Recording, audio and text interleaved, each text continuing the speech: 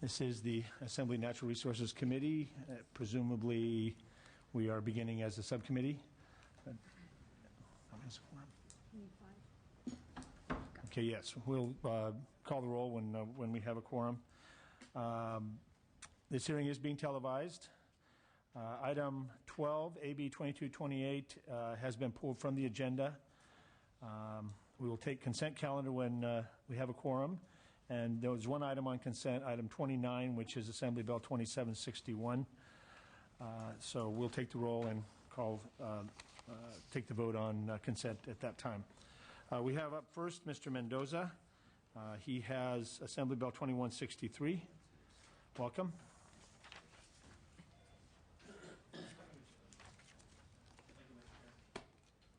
Do I need to? Is it on? There you go. John? Okay. Okay. Thank you, Mr. Chair. Members, I'm here to present AB 2163. I would like to begin by accepting the committee's suggested amendments. I would like to thank Mr. Dan Chaw and your staff for helping us with these amendments. Last year, the governor signed my bill, AB 1066, which allowed landowners with timber harvest plans that expired in 2008 and 2009 to file for 2 additional 1-year extensions, maximum 4. AB 1066 also allowed THP's approved in 2010 and 2011 to be eligible for up to a 2-year up to 2 2-year extensions. The purpose of AB 1066 was to give short-term relief to landowners as they struggle with the current economic crisis. No. However, the interpretation of the bill language has inadvertently left out the landowners who need the most relief right now. For example, a THP approved in January of 2005 would have its initial 3-year period end in January 2008. This THP could have been amended twice, with the final amendment ending January of 2010. This type of THP would not currently be eligible for the 2-year, 1-year extensions because the THP was extended by amendment. AB 2163 will allow THPs extended in 2008 and 2009 to receive up to 2 more 1-year extensions by adding these 3 simple words of or was extended. Additionally, this bill reiterates that THPs approved in 2010 and 2011 will be eligible for the 2-year extensions to avoid possible confusion when the current statute expires in 2012. With me today to support this is the California Forestry Association, Mr. P. Anthony Thomas. Mr. Thompson, I'm going to ask you to hold on for just a moment while we call the roll. We have a quorum. Chesbro. Here. Gilmore. Here. Brownlee. De Leon. Hill. Here. Huffman. Here. Knight. Logue. Here. Skinner. And why don't we very quickly take the consent agenda, which consists of item 29, AB 2761. Do we have a motion? Yes. Moved and seconded. Please call the roll. Chesbro. Aye. Chesbro, aye. Gilmore. Aye. Gilmore, aye. Brownlee. De Leon. Hill. Aye. Hill, aye. Huffman. Aye. Huffman, aye. Knight. Logue. Oh, I didn't hear him. Mr. Logue is aye. And Skinner. Okay, consent calendar's out. Mr. Thomas. Mr. Chairman, good afternoon, and as well as members. Anthony Thomas, representing the California Forestry Association. We're the sponsors, or one of the co-sponsors of AB 2163, which, as the author mentioned, is a technical cleanup language bill to last year's Assembly Bill 1066 that was specifically intended to provide short-term, the emphasis on the word short-term, relief to private forest landowners, given the lack of development of new housing combined with our tremendously bad economy that we all are experiencing.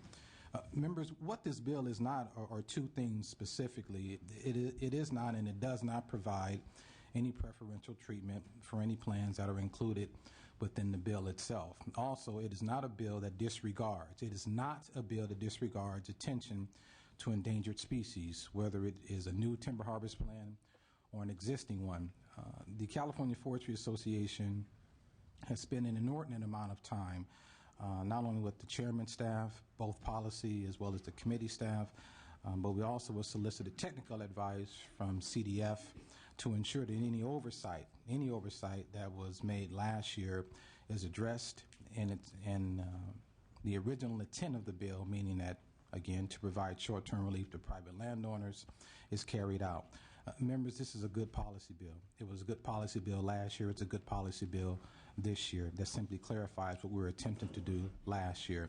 Last year it passed out with bipartisan support. We would urge again that the same is repeated this year, and we would urge your aye vote. Thank you very much, Mr. Chairman. Thank you, Mr. Thomas. Next witness in favor.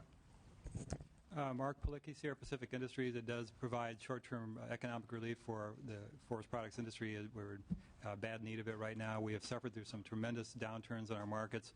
My company alone has closed 3 sawmills last year. As Mr. Thomas said, this does not change any environmental laws. It just grants us a little bit more time on our THPs, or timber harvesting plans. We urge you to pass the bill. Thank you. Thank you. Good afternoon. Noelle Kramers with California Farm Bureau Federation, also in support. Thank you very much. Cindy Hillary, Regional Council of Rural Counties, in support.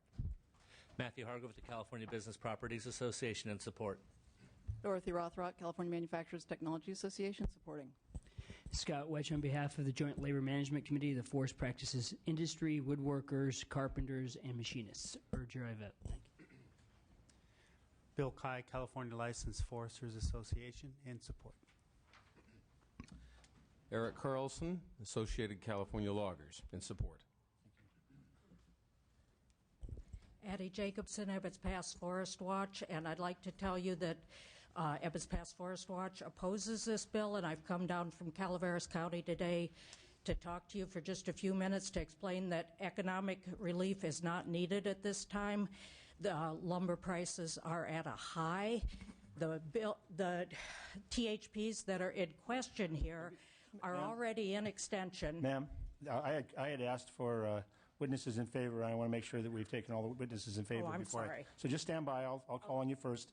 I'm sorry to interrupt you, but and now, of course, probably we heard from all the witnesses in favor, but I do want to follow the procedure of the committee. And, yes, sir. And I wanted actually to, one of the reasons I did that was because I wanted to note you had good role models, all of you, in terms of brevity. This group of witnesses, I hope we can do that all day, because I believe we have 29 bills to take. So we're off to a good start. I just wanted to point that out. So if everybody could follow that example, we'll be able to get through this very busy agenda without being here late tonight. So that being said, Ebbets Pass Forest Watch. Yeah, thank you. Excuse me for my ignorance on how. No, it's not ignorance. Just I just wanted you to know that the plans that are being considered here were already in extension for 2 years, and the people who filed them in 05 and 06 had economic expectation of a certain return, and prices at the mill right now are at that level. And if you extend these plans for some more years, the people who are going to be hurt are the people who work at mills, the people who are contract truck drivers who had some expectation of work in these hard times. And by taking away that expectation, you hurt our rural counties more, and you hurt the individuals. The ones who benefit are the landowners. And these particular plans, given the change in the economic situation and the uptick in building right now, I think 12% last month, I think you should reconsider whether these particular bills should be extended. And I've got a handout here. Well, actually, I don't have it, I guess, that there's an article in Business Week and Wall Street Journal that talks about the uptick in lumber prices. So I just wanted you to think about that before you pass this. Thank you very much. thank you. Mr. Chairman and members. Luke Bright with Forest Forever. We were here a year ago. A lot of very impassioned discussion went on at that time. And especially you, Mr. Chairman, made some very valid points. I don't think this bill is the same bill that some of you voted against last year. And nothing has changed in the policy to warrant this bill going forward. There are some questions about what's going to happen to species that might be newly named after the plans are extended. And I don't think they have been answered successfully or directly. So I urge you to consider a no vote on this bill. And once again, to make the point that I've made last year, the whole timber harvest plan process needs to be adjusted and changed to reflect the changing environment. Thank you. Next witness in opposition. Michael Endicott for Sierra Club, California. Again, the same thing. We looked at this bill. We see it as part of the policy of 1066 from a year ago, where we were supportive of extending existing timber harvest plans, but not ones that had yet to be filed. We think that's too big, and the problems remain. So the Sierra Club remains in opposition to this program. Thank you very much.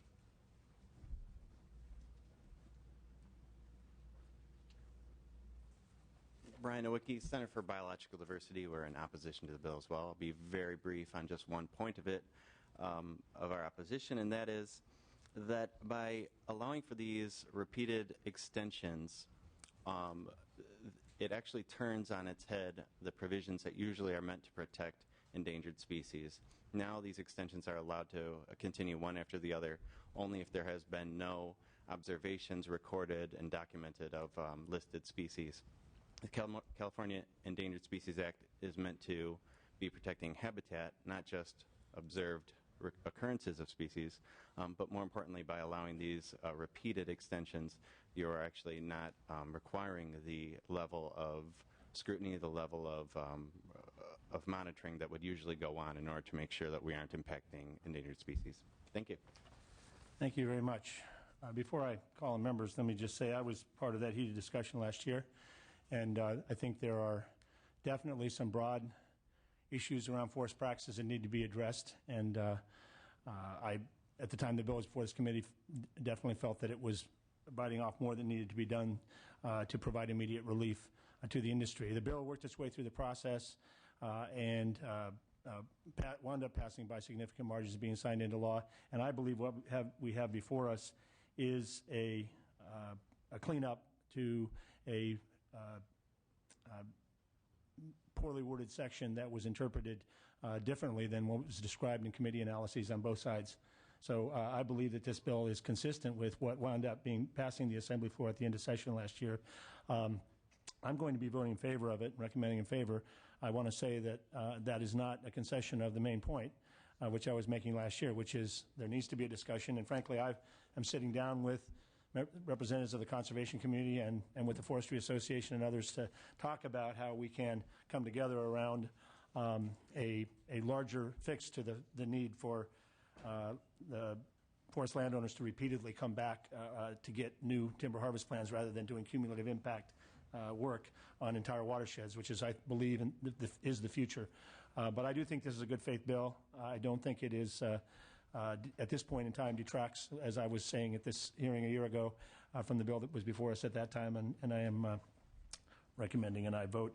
I do think that in response to the market changes, I do think the market is beginning to recover, but believe me, it is so low that it's a little bit like the state budget. You know, a little bit of revenue is good news, but I don't think that any of the harvest plans are about to go rolling out overnight, and because there's tons of demand for the lumber out there, it's just not the case. Things are starting to improve, but I think what was passed last year was in good faith, and we can adopt a simple cleanup. So, thank you, Mr. Chairman. Any other discussion or questions? I want to echo your thoughts on this, Mr. Chair. I also was one of those who had big concerns. I voted no on this bill several times, including on the floor, in part because of my concerns about the policy, in part because I wanted to see a more comprehensive look at this entire issue.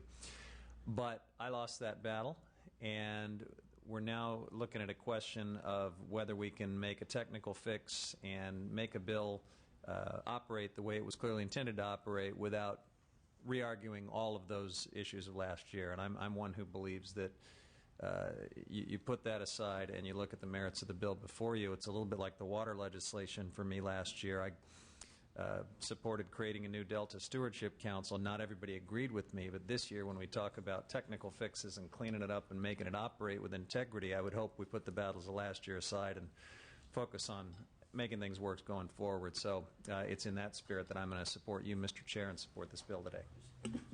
Yes. Thank you, Mr. Chair. I want to thank the author for the cleanup on the bill. Certainly supported last year, and I want to open a can of worms, but it does it helps create jobs here in California. I want to ensure that we're not giving all of our timber, given that we're importing a lot of the lumber, I guess, from the Pacific Rim. I'm very, very supportive. Thank you for carrying the bill and certainly for the cleanup on this. Thank you. Any other comments, questions? Would you like to close, Mr. Mendoza? Mr. Chair, just respectfully ask for your aye vote. Thank you. Okay. Call the roll, please. Chesbro. Aye. Chesbro, aye. Gilmore. Gilmore, aye. Brownlee. Brownlee, aye. De Leon. Hill. Hill, aye. Huffman. Huffman, aye. Knight. Logue. Logue, aye. Skinner. That bill is out. Thank you very much. Mr. DeVore.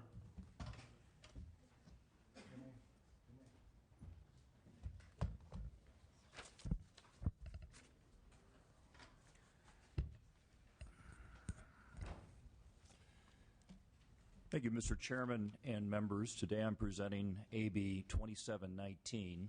What this bill aims to do is to open up to the 3-mile limit for new oil leasing, leases that would be extracted only using modern slant drilling techniques from onshore or from existing rigs. And using this method, we can access the more than 1 billion barrels of oil that we know about in our 3-mile limit waters. That's the oil we know about, of course, because those surveys are often 30 or 40 years old using technology that is now considered obsolete. And in exchange for opening up these new oil leases, Mr. Chairman, what we're doing is we're incentivizing the exploration companies with a cost of money calculation, saying that royalties paid in advance today into an escrow account are certainly worth more to us in our current fiscal condition than they would be paid out over a number of years, and therefore would largely help solve our current budget deficit in California without, in fact, raising taxes and fees. Based on a simple cost of money calculation, when oil was around $70 a barrel, and of course it's higher than that, I estimate that this measure would raise about $16 billion toward the current $20 billion budget deficit while creating 7,500 jobs. I think the most important thing, though, for this committee to consider is that because we'd be using slant drilling largely from onshore rather than from existing rigs, and current slant drill wells can reach out 8 miles, which would allow you to locate the drilling pad at an environmentally appropriate place well onshore and then reach out like a fan to an enormous amount of surface area under the surface of the ocean, all without risk of an oil spill, because of course all of this would be taking place under the crust of the ocean. It's also important for the committee to calculate that from a statistical standpoint, drilling for oil off one's coast and then extracting, refining, and using that oil is immeasurably better for the environment than paying for someone to put oil on a tanker and ship it from 10,000 miles away, where it's going to have a chance of spilling between the location where the oil is being extracted in California, where the money, of course the dollars, are going outside of America rather than being kept in the country, as well as the jobs. And lastly, of course, the environmental regulations, which are much better here in California than in places like Venezuela or Saudi Arabia or many other areas around the world. So I think just based all around that this bill is a win-win-win, not only for the California budget, but for the environment, and lastly for the job situation. It's been estimated that this bill would directly create 7,500 jobs in the coastal region, and that's not multiplier effect jobs. Those are direct jobs extracting the oil. Of course, with the multiplier effect job, it would be far more than 7,500. So with that, Mr. Chairman, I would be delighted to entertain any questions that the committee may have, and just good to be here to present on my bill. Do we have witnesses in favor of this bill? I was hearing that there was going to be some, but perhaps they were detained. Okay. Witnesses against?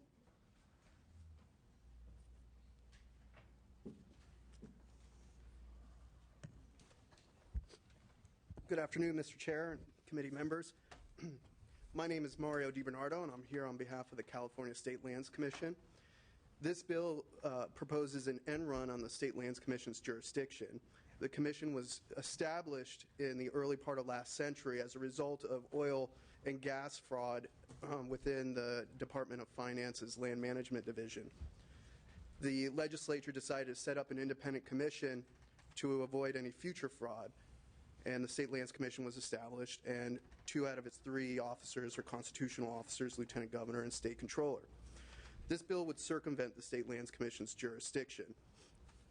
It would allow a non-constitutional officer to unilaterally enter into an offshore oil lease in state waters. And furthermore, this bill would lead to the approval of the Tranquian Ridge oil lease, which the State Lands Commission found last January 2009 to not be in the best interest of the state. And this lease would have been the first oil lease in state waters approved by the state in 40 years. And then lastly, the bill also covers onshore leases as well as leases involving platforms in state waters, which is beyond what Tranquian Ridge is all about. So potentially this could include a broader range of leases. And we also believe that the pre-royalty payments are heavily discounted and would allow oil companies to take advantage of low prices of oil, given the context of oil prices throughout the last 10 years. So I urge your no vote. Move the bill. Next witness in opposition. Michael Endicott for Sierra Club, California. Much has been of what I was going to say has already been said, so I won't repeat that, but I would like to commend to the members who are even thinking about offshore oil drilling and opening up the coast of California to read this report, Oceans Under the Gun, Living Seas or Drilling Seas, and happy to provide you with reference to it. It was from October 2009. One of the interesting parts of that study showed that when you look at the value of the annual contribution of all of the other types of businesses that California's coast provides as an economic engine, you get at least 2.8 times the value in dollars from that than any oil that you could extract off of the Pacific coast. So, and that includes Oregon and North. So I'd like to, the California's jewel of the coast is advertised on TV with our governor. Accidents do happen. We saw this last year in the summer where an offshore oil rig, a brand new one, 2007, 2008 construction in Australia, had a leak. It took several tries to plug it, many months to plug it. This is a risky business that we shouldn't be opening up California's grand jewel to. Thank you very much. Thank you. Next witness in opposition. Morgan Velarde with Environment California, and we strongly oppose this bill. Thank you very much.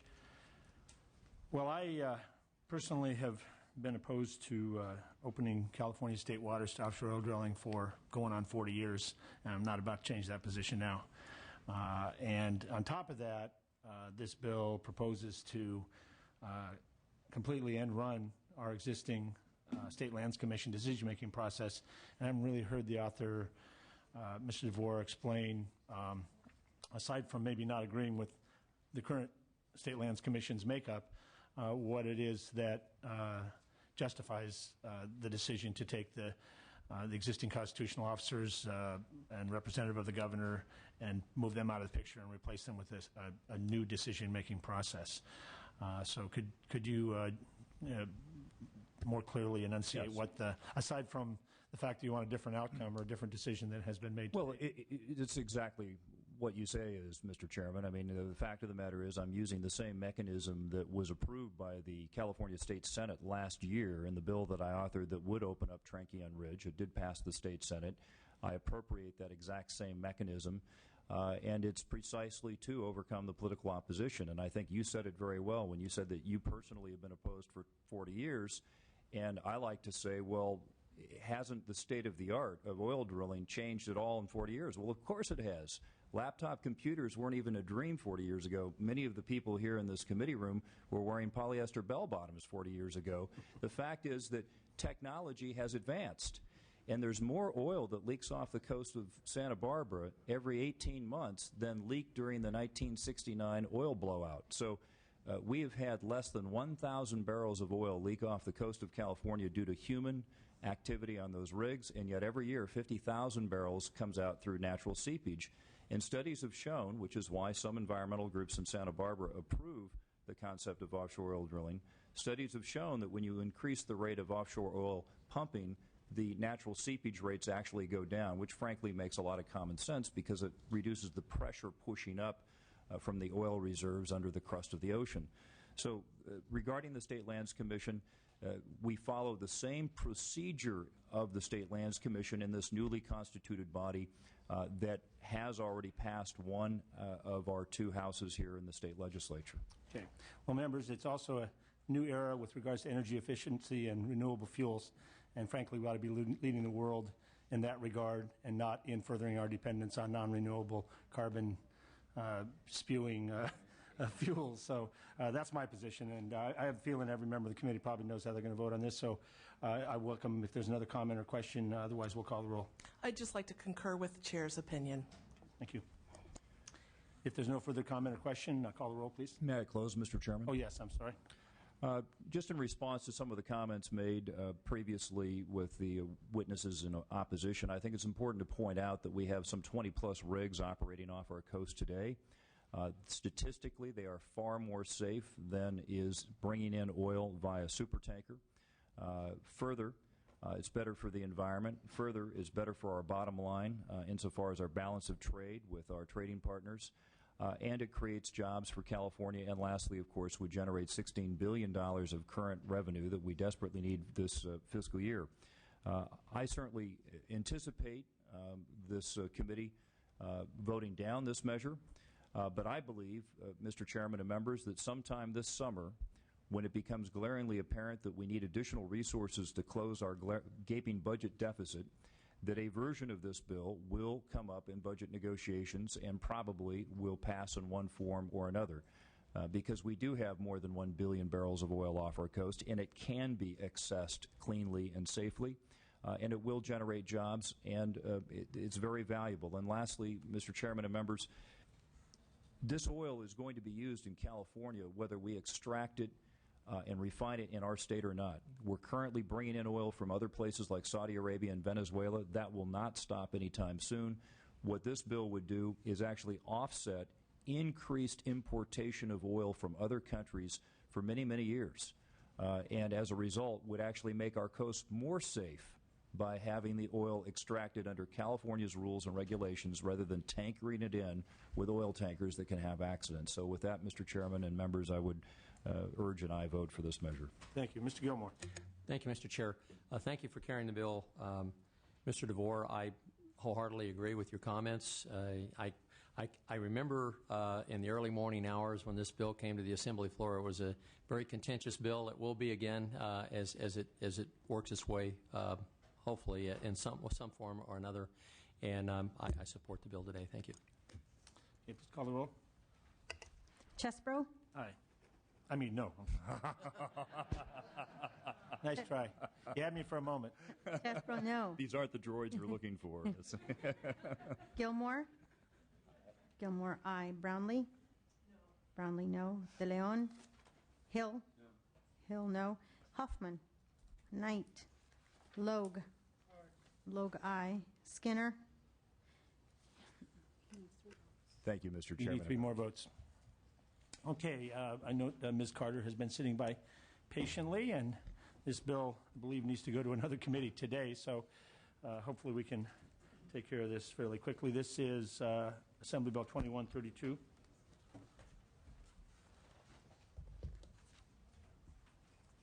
Thank you, Mr. Chair and members. I'm presenting AB 2132. This bill will allow some surplus money that exists in the Renewable Resources Trust Fund to be used for energy efficiency retrofits in existing buildings that are not subject to the Title 24 efficiency standards. Currently, there exists an estimated $170 million surplus in this fund. This is money that could be going to create jobs and markets for green technologies today. Unfortunately, the economic downturn has slowed development and expenditures of these funds. AB 2132 will provide the California Energy Commission another avenue to spend the money while keeping the intent of the public good charge that finances trust funds. Importantly, this bill benefits ratepayers who can be underrepresented in other utility incentive programs. This includes those of lower income, renters, and owners of multifamily housing units or older buildings. I respectfully ask for your aye vote. Okay, it's been moved and seconded. Are there any witnesses in favor? Any witnesses against? Well, the most important witness has already spoken, but any witnesses against? If not, we have a motion and a second. Can we call? Yeah, yes, this is due pass to go to Utilities and Commerce Committee. So, Chesbro? Aye. Chesbro, aye. Gilmore? Aye. Gilmore, aye. Brownlee? Aye. Brownlee, aye. De Leon? Hill? Huffman? Knight? Logue? Logue, aye. Skinner? One more vote is needed. Need one more vote. Hopefully, someone will appear soon so we can get this over to UNC. Go over and send him over. We will do that. I don't think we need to do immediate transmittal like we do off the floor, huh? So someone will carry that bill there. I'm walking it over. Okay. We'll get it there as soon as we can, Ms. Carter. Thank you, Chair and members. Next, we have Mr. Jeffries, who I think I saw. Oh, there he is. Yep. He has 1704 and 2601.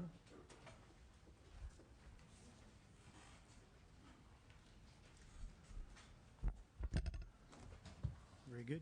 1704? Yes. Mr. Chair, as you know, this is a reconsideration of 1704. We've amended the bill.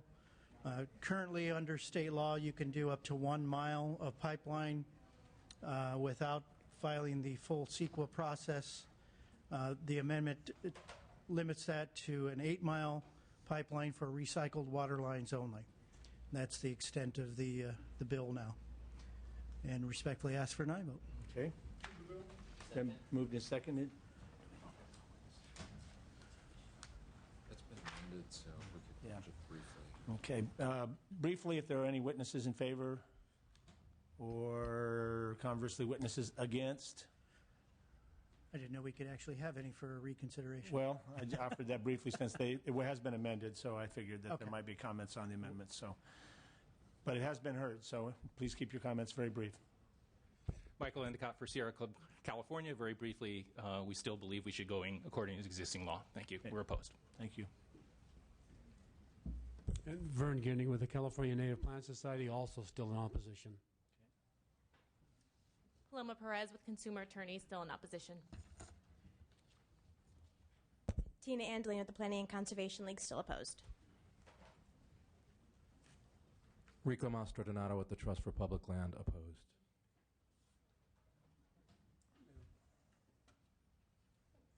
Luke Bright, Forest Forever, still opposed. Pamela Flick, Defenders of Wildlife, opposed. Scott Wetch, State Association of Electrical Workers, and California State Pipe Trades Council opposed. Okay, thank you very much. I know how frustrating it is that you try to narrow a bill way down, and then everyone says it's too narrow, and then you try to broaden it way broad, and everyone says it's too broad. But similar to the discussion of the forestry bill, of not nearly as great a consequence in this specific instance, I think any CEQA reform needs to be part of a much larger discussion, one that looks at the relative environmental benefits and perhaps focuses on how to make CEQA work best in the least burdensome way. But I don't think picking it apart one piece at a time is advisable. So I will be opposing this bill. So, even though I think you were really nice to me in the last committee, so I feel bad about it. And you're a heck of a nice guy, Mr. Jeffries. But I don't like the bill. So, Yeah, nice guys finish last in this committee. What can I say? well, we'll treat you with respect. I promise that. So, that being said, is there any further discussion? Hearing none, can you call the roll, please? Chesbro? No. Chesbro, no. Gilmore? Aye. Gilmore, aye. Brownlee? No. Brownlee, no. De Leon? Hill? Mr. De Leon? No. Mr. Hill? Mr. Huffman? No. Knight? Logue? Logue, aye. Skinner? You need 3 votes. It's going to be tough to find. I'll dig. Next, we have Assembly Bill 2601. Yes, sir. Thank you, Mr. Chair. We've had some discussion. Can we hold on just a moment? Can we open the roll of Ms. Carter's bill so we can get that bill over there? We have Mr. DeLeon with us. This is Ms. Carter. Ms. Carter's bill, AB 2132. Right. Absent members, De Leon.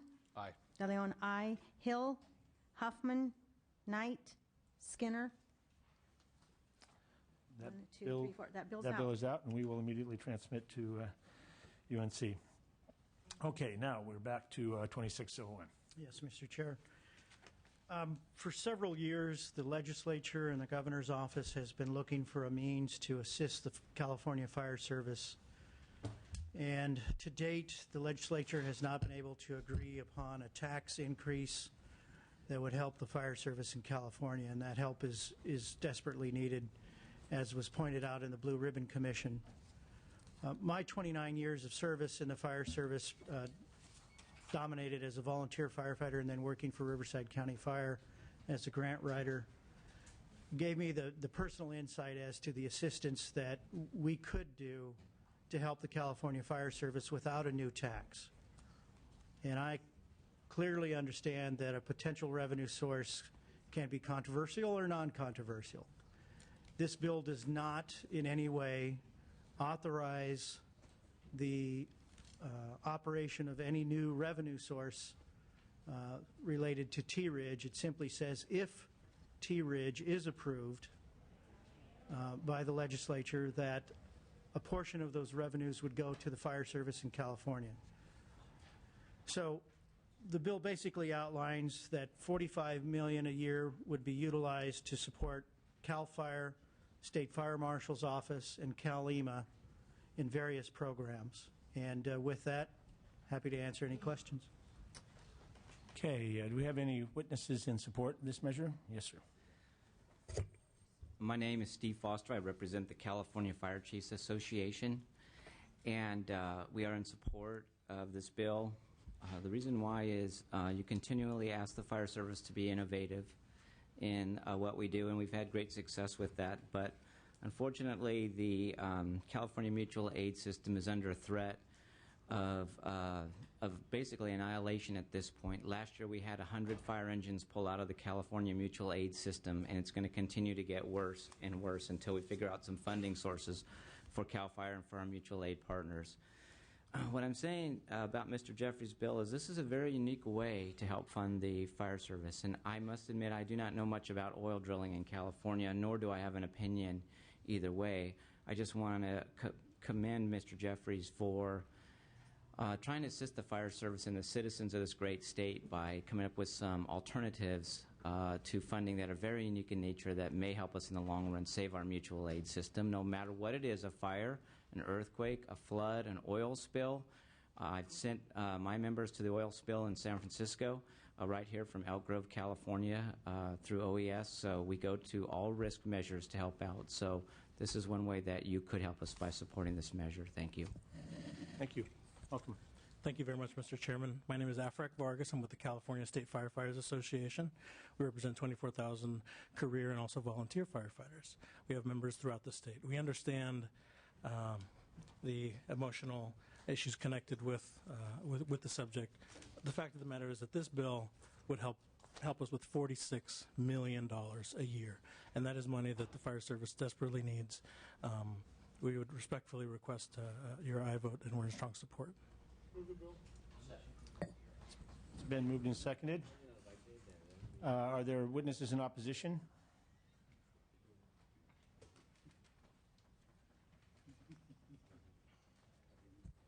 Mario DiBernardo again here from the California State Lands Commission and opposed to this bill. The Commission is opposed to both this proposal as well as the governor's budget proposal that would essentially do the same thing but transfer the money over to parks. We just think the Commission found that this Tranquillian Ridge oil lease is not in the best interest of the state. So to do budgeting as if the bill was, or I'm sorry, the lease was approved would be bad policy. Thank you. Yeah, thank you very much. Any other witnesses in opposition? Well, you managed with this bill to touch on what I most agree with you about, and what I most disagree about. I, as you know, have partnered with you to work to try to make fire services better, and I am a great fan of all of your work in that regard, and I commend you for that.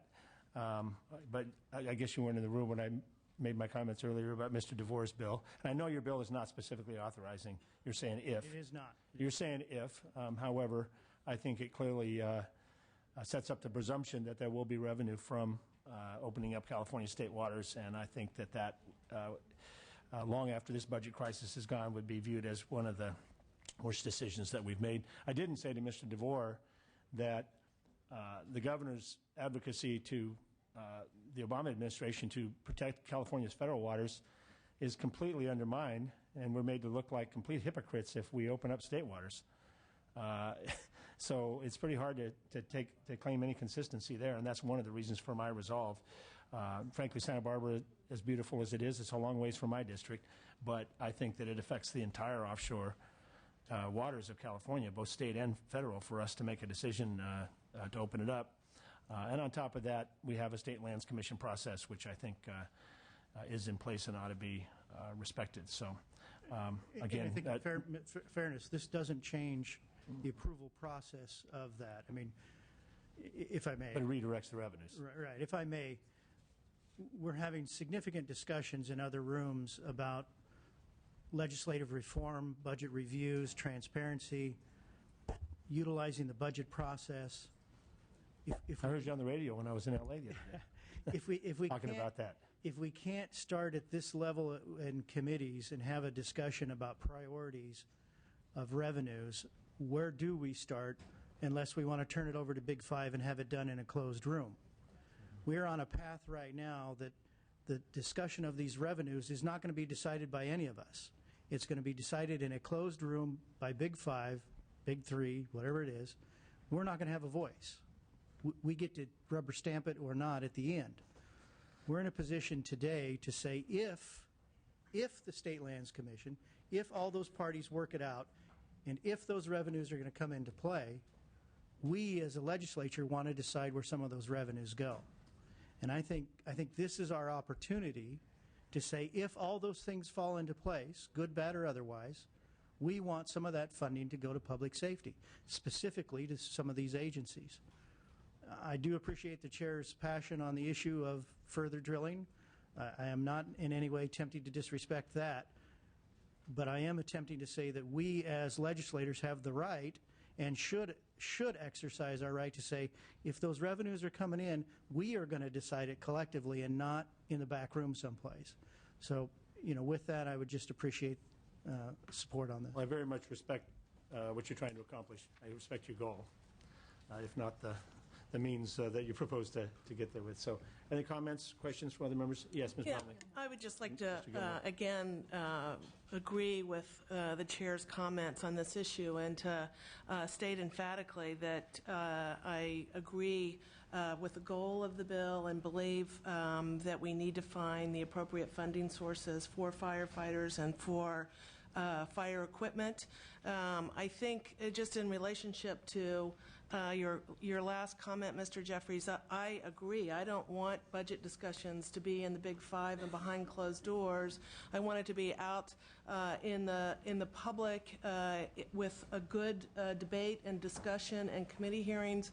I just don't think for us this is the appropriate place. I think the Budget Committee is the more appropriate place to discuss these kinds of items so that we can discuss it in the context of other priorities and other needs, not only needs and priorities, but also funding sources as well. And so I just wanted to add my perspective on that. And I agree with that. And the process is to get it from this committee, policy committee, to a fiscal committee. And if I can't, there's no way to get it to the fiscal committee unless I come through the policy committee. We're here today to have a discussion on the policy of funding CAL FIRE, CalEMA, State Office of State Fire Marshal's Office. I don't think anybody here, well, I shouldn't say that. I don't think most of us would disagree that these funds could be put to good use as far as the policy goes. I think the only opposition is an external one not related to the policy. And so if we want to have this discussion in the Budget Committee, it has to come through here to get to the Budget Committee. Otherwise, it's not going to happen. So, thank you. Gilmore. Thank you, Mr. Chair. I like your tie. The fire trucks are appropriate for today. I support the bill. I think there's some great comments made here, and quite frankly, I commend you for thinking outside the box. We need to be supporting public safety in every means that we can. So support the bill. Thank you. Okay, call the roll, please. Chesbro? No. Chesbro, no. Gilmore? Aye. Gilmore, aye. Brownlee? No. Brownlee, no. De Leon? Hill? Huffman? Knight? Logue? Logue, aye. Skinner? 3 more? We need 3 more votes. Lucky number 3. Thank you. Thank you very much. Next, Mr. Pettis is here with Assembly Bill 2037.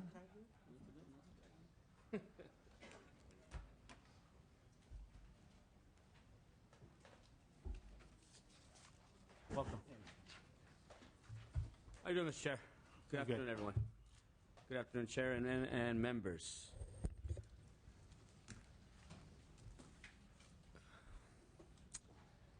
Thanks for hearing the bill. AB 2037, no problem. Electricity, air pollution. Air pollution does not recognize international borders. Air emissions produced by power generation plants on the other side of the California border create negative impacts on the air quality in the adjacent air basins, air sheds, affecting public health and the quality of life for the residents of the region. The Imperial Valley has one of the worst particulate matter pollution problems in California, as well as historically high rates of asthma hospitalizations among children. This issue is compounded by a recent trend of power plants being sited in Mexico adjacent to the state and federal borders. AB 2037 is intended to address adverse air pollution impacts by only authorizing the approval of energy contracts to out-of-state power plants that meet California emissions and offset standards. This bill would prohibit a load-serving entity or local publicly owned electric utility from entering into a long-term financial commitment with or for a new electrical generation facility that does not meet California emissions and offset standards. AB 2037 also requires the POC, the Energy Commission, local air pollution control districts and air quality management districts, and the State Air Resources Board to explore with federal agencies and with other governments methods to encourage the recognition by all relevant agencies of offsets achieved anywhere in a shared pollution area and the use of cross-border trading of offsets, emission reduction credits, and available mitigation funds. We worked with stakeholders, and this bill has been narrowly drafted and addresses a very specific environmental concern and applies only to prospective additions.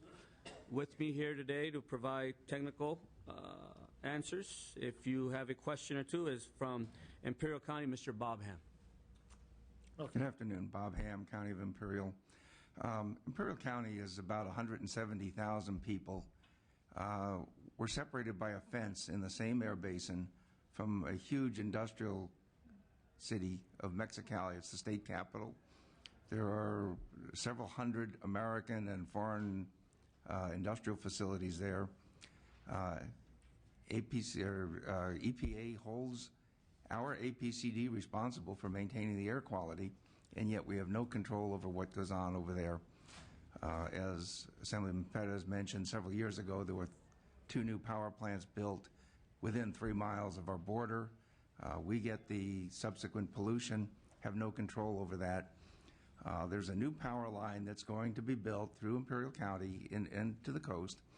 And one of the considerations that we had with the proponents of that is we really don't want to see that used to hook up to new fossil or polluting power plants just opposite the border, when the intent is to bring renewables into Imperial County or into our desert, producing jobs and electricity in California for Californians. So all we're asking that is, if somebody is going to come in, build a power plant for sale into the California market, that they play by our rules if they're going to have an impact on our air quality. We think it's, as the Assemblyman said, it's very narrowly drafted, and it's very important to those of us that live on the border. Okay. I wanted to make sure that the committee understands, and I have a correct understanding, that we went from, even though you're describing a specific problem, that this bill has no longer focused specifically on any particular power plants, but rather sets a standard for the state wherever the power is coming from. Is that correct? If it's within a shared air basin, then it should meet the same qualities as if it were built on our side. What I mean is it would apply just as much as if it was on the border with Nevada or Oregon, where it's a standards based as opposed to just one place in the state. You're no longer trying to solve just Imperial County's problem. That's where the problem is. I understand that's the problem definition, but just trying to make sure we understand that we're doing something that's. It was drafted. We are unique in California in that we also share the border with another state and another country. I do understand that. Yeah. We have that a lesser concern, but it is a concern. But from a long-term defensibility standpoint of meeting requirements with regards to trade and other things, it seems that setting California standards and saying that that's what the power has to meet is the strongest position to come from. So, sure. That's right. Yeah, accomplish the goal from that standpoint. Sure. Excellent. Yes, ma'am. Mr. Chairman. Carolyn Vilhunter on behalf of the South Coast Air Quality Management District. We support the bill. The South Coast believes that this bill, which would prohibit the CPUC from approving long-term contracts unless a local air quality management agency has attained certain findings, is the right way to go, and we support the bill. Okay. Any other witnesses in support?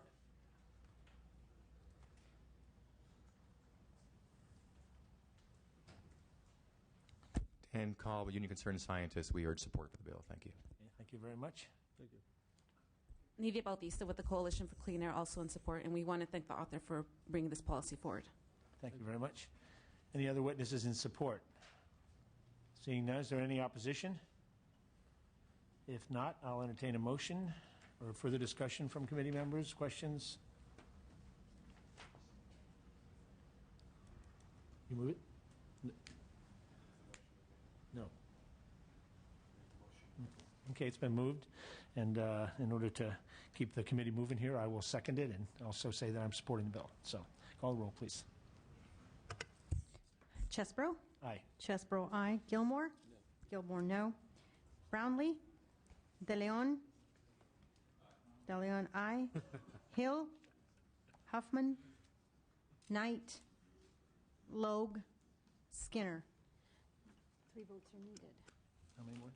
Three. You need 3 more votes. So, Thank you, Mr. Chair. Thank you, members. thank you, Mr. Pettis. Next, we have Mr. Hall, AB 2691.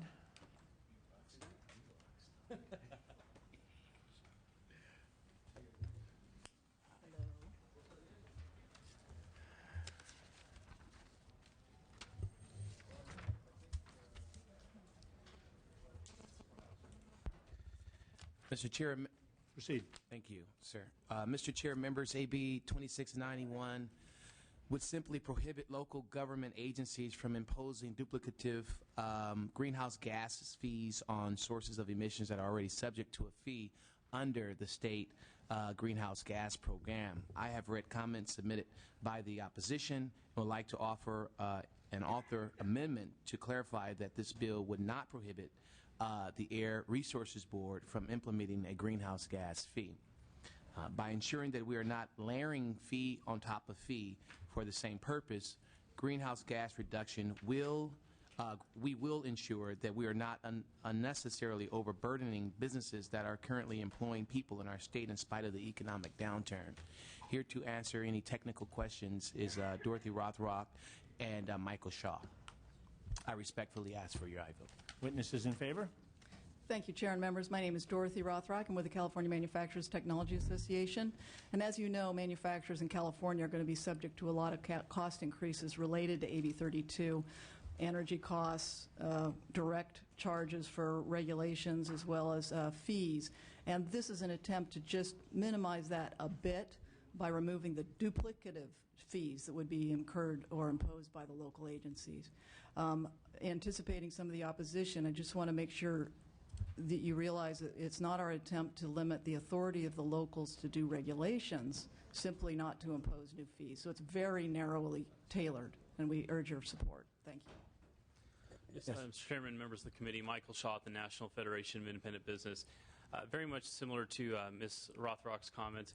We're concerned about the potential layering of fees and the impact that that would have on small business, particularly as we look at a new era of regulatory issues with regard to greenhouse gas emissions. California small businesses already face a myriad of government regulations. We're not looking to undo any of that with this bill, simply to make sure that we're responsibly addressing these issues while at the same time protecting California small businesses from unnecessary fees on top of fees on top of fees. Mr. Chairman and members, Eloy Garcia for the Western States Petroleum Association, also in support and very much appreciate Mr. Hall's efforts to deal with a very, very narrow issue, which is the issue of duplicative fees, layering fees on top of fees to deal with the exact same issue. We would just ask you and encourage you to think about this program not unlike the programs that we have for mobile source reductions, for fuels. We have a single statewide program for a reason, because it does not make sense to have multiple programs competing with each other. Here in AB 32, we have a statewide program, and we feel we should have a statewide fee to address those issues. So can I, in the past when we've preempted local actions, it's been because there's an agreed upon state standard. Can I presume from your comments that the manufacturers and small business and WISPA are all in favor of implementing AB 32 so that there's no reason for local governments to be involved? AB 32 is the law, and we'll comply with it, and we'll make sure, do the best we can to make sure that it's implemented cost effectively and that we do actually achieve the targets, and that's where we are at this point. Mr. Chairman, we would likewise also say we are addressing AB 32. We are working with the board. We are implementing regulations, and the board has actually adopted a statewide fee. And to the extent that we allow, encourage, and continue to have duplicative programs, it will be a problem. We have a statewide program. The legislature adopted AB 32, and we feel that you should have a statewide fee and not a multiple of fees. Mr. Chairman, I would say the same answer. AB 32 is the law, and we have to comply with that. And we believe that this is the next responsible step to ensure that we're not unnecessarily adding on top of these costs for small business. And as has been pointed out, having a single statewide program is generally preferred to having multiple local programs. You can only imagine what the impact it might have on economic development in various areas of the state. If one part of the state is imposing a fee, another part is not. We think having a single statewide program is preferable to having a patchwork, I should say, of regulatory programs. Thank you. Yes. Mr. Chair and members, Matthew Harger with the California Business Properties Association. We'll associate ourselves with everything that's been testified to, and thank Mr. Hall for carrying this bill. As property owners, we're the end users for many of these fees, and if there's different levels of fees at the state and local level, my members will be charged more than once for the same service, and we think that's just an issue of basic fairness. So thank Mr. Hall for addressing this issue. Thank you. Good afternoon. Brenda Coleman here on behalf of the California Chamber of Commerce, also in support, and I echo all the comments that have been recently stated, and just ask for your support on this very important and timely measure. Thank you. Other supporters? If not, opponents?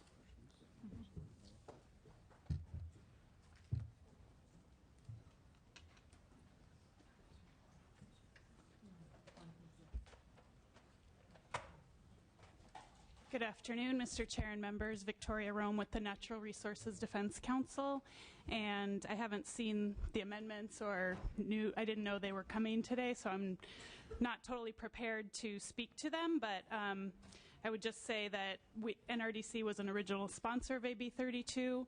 It was a very carefully crafted law that had broad support from business, environmental groups, health, local governments, and many others. And CARB already has the authority to use market mechanisms if and when it makes sense. It's not that they have to, they may if they so choose. So just based on what was stated about making this bill more narrow, we can certainly take a look at it, but it doesn't seem to make sense to preempt action by the locals at this point when AB 32 is still just starting to be implemented. Thank you.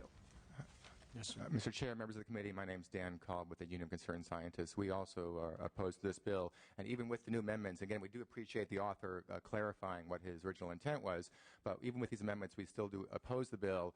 I believe it is not completely accurate to suggest that if there's a fee at a state level for something related to greenhouse gases and a different fee, if there is such a thing, at a local level related to something else related to greenhouse gases, that's not necessarily a duplicate fee. I think that term is being used too loosely in this discussion. If a local jurisdiction or a regional district, air district, wants to have a greenhouse gas program, that could be part of the implementation of AB 32.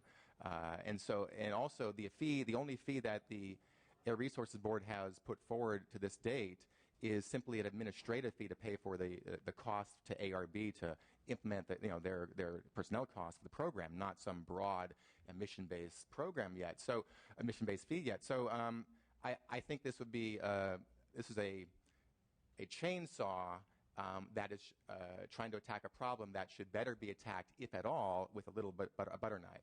And so we think this bill goes too far, too quickly, and we believe the whole notion of calling it a duplicate fee is a misrepresentation, inadvertently so. Thank you.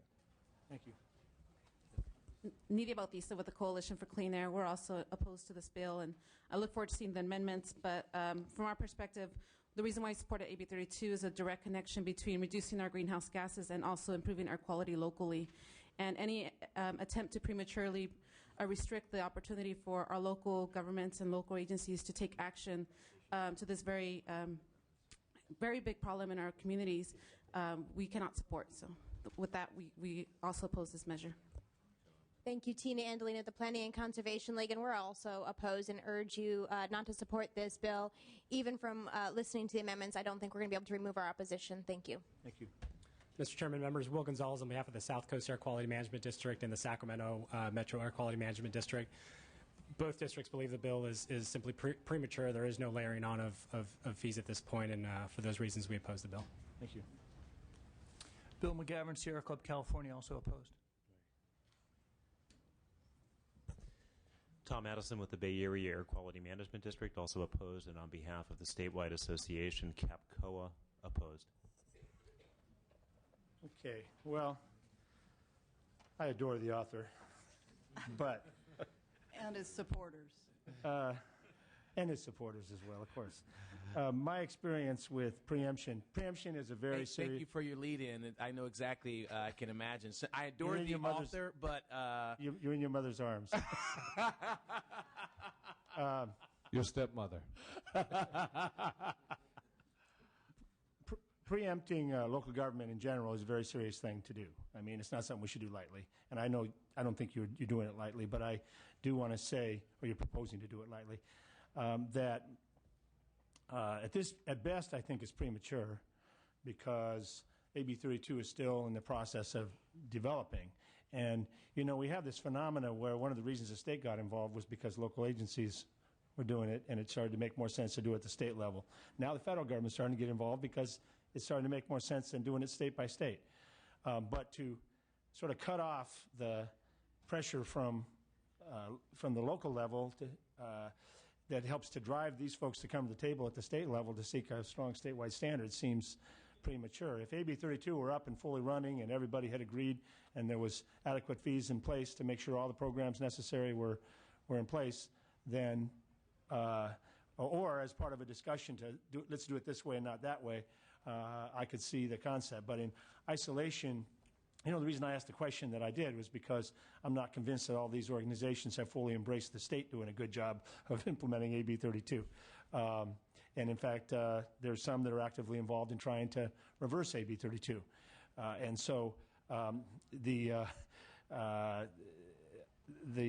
question of getting a strong implementation plan fully in place is absolutely a prerequisite before it makes any sense to me to preempt local government in the process. And so that's where I'm coming from on it. And again, I mean that respectfully, and with all humor aside, I do understand the juxtaposition of not wanting to have layer upon layer upon layer. I understand what the goal is. I just don't know that we're at the point yet where we can say that there's enough of a solution on a state level to justify taking away local authority, you know. Other comments and questions from members? Mr. Gilmore made a motion. I haven't heard a second. Oh, yeah, I did. Second. Okay, he's a courtesy second. So we have a motion on the floor. Mr. Chair. Yes. I'll say, Mr. De Leon. I love my brother, too. From another mother. From another mother. I would say this. You're a very good member, and those individuals who are very supportive of this measure are good folks. Eloy has been very, very educational on a whole variety of issues with regards to petroleum, and I have heard the concerns. I have heard the concerns from business with regards to AB 32 and the eventual implementation. And I've heard them loud and clear. Others have heard them loud and clear. Some folks have taken a more extreme position with regards to a complete and full repeal of the measure itself. I do believe that the measure is a little premature right now because we have yet to see the ramifications, because we have yet to actually implement AB 32. Myself, through other pieces of legislation, I have grave concerns with components of AB 32. Although I am a supporter of it, I have concerns with regards to the cap and trade mechanism program.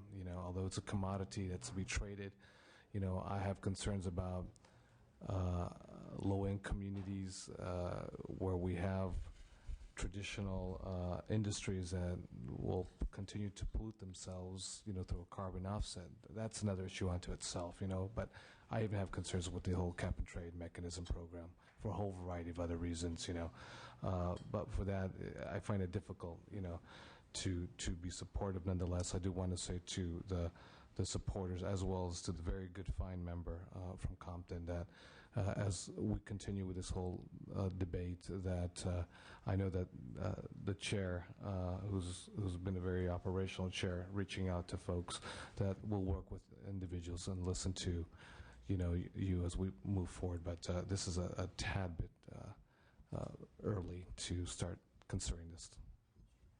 Yes, Mr. Gilmore. Thank you, Mr. Chair. Well, I'm going to be just like the other members here. I like you too, Mr. Hall. I like you so much, I'm going to support your bill. I appreciate that. Thank you. Ouch. Now that's real love. Okay, is there any further discussion or questions? I ask for your aye vote. Okay. Thank you. We will call the roll, please. Respectfully, that is. Chesbro. No. Chesbro, no. Gilmore. That was not respectful. Gilmore, aye. Respectfully, no. Brownlee. De Leon. Hill. Huffman. Knight. Logue. Skinner. Skinner? Okay. He needs 4 votes. Need 4 votes. Okay, thank you. Thank you very much.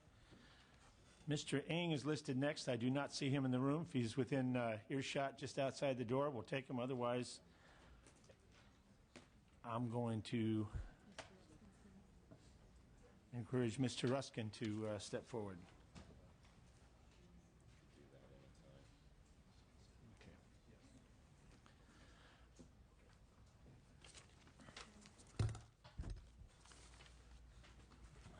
Good afternoon, Mr. Ruskin, and good afternoon, by the way, Chair. fantastic ceremony today on the Assembly floor. Thank you for all of your work to put that together. Well, thank you, and on behalf of Assemblyman Block, who was co-host, and our staffs, thanks very much.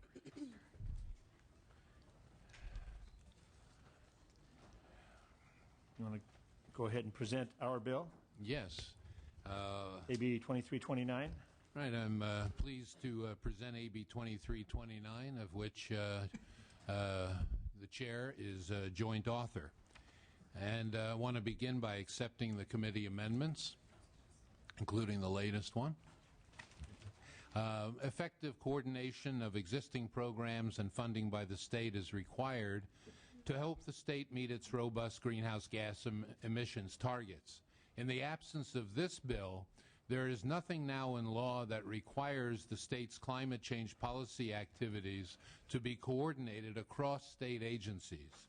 This bill ensures that the state has multi-sector climate policy coordination and a plan to address climate change impacts. The Climate Action Team, the CAT, is a multi-agency group coordinating California's efforts to meet its greenhouse gas reduction goals. The CAT was established by the Governor's Executive Order S-305. However, there is no existing law that makes this working group a permanent element of California's approach for meeting AB 32 requirements. This bill addresses that by establishing the Climate Action Team in law and explaining what it's expected to do in terms of coordination. Both authors additionally, both I and the chair additionally do intend to address climate change adaptation itself with this bill, and we're working to develop that portion of the bill. With that, I ask for your aye vote.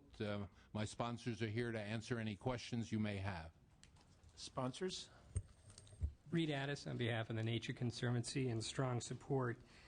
We are very much interested in having this bill move forward, both to deal with the state agency coordination issues that are going to be required under climate change, but as we deal with the unavoidable impacts of climate change, the states will need to deal with adaptation as well.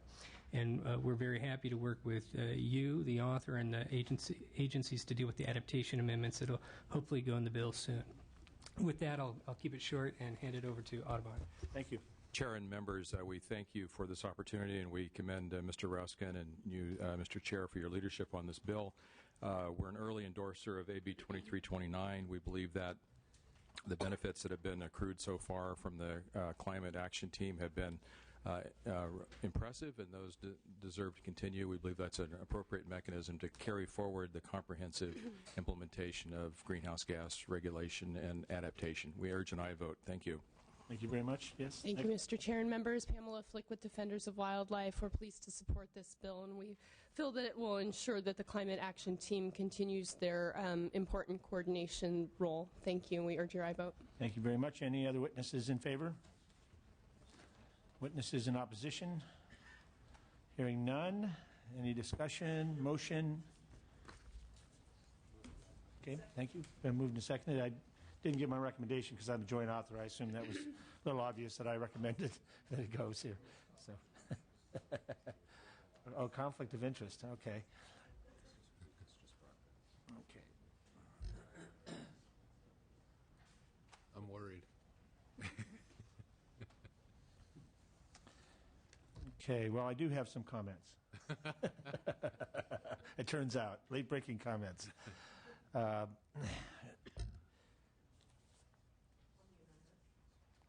On the bill as amended.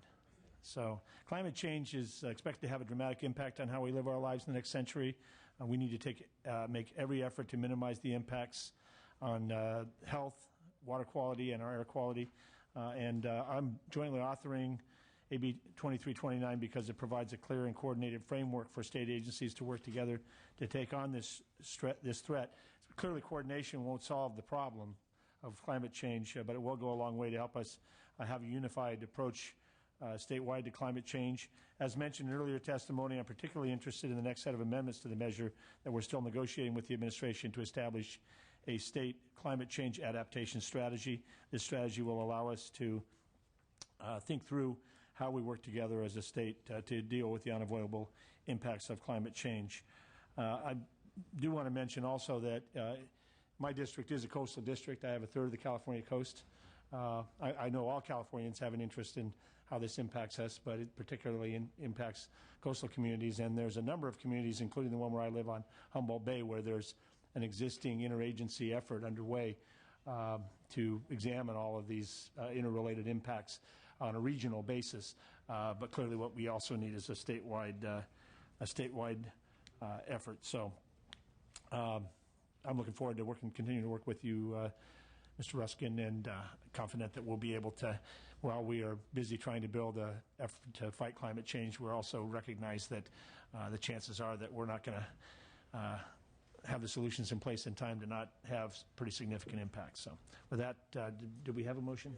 Moved and seconded. Can we call the roll, please? Chesbro? Aye. Chesbro, aye. Gilmore? Gilmore, no. Brownlee? Aye. Brownlee, aye. De Leon? Aye.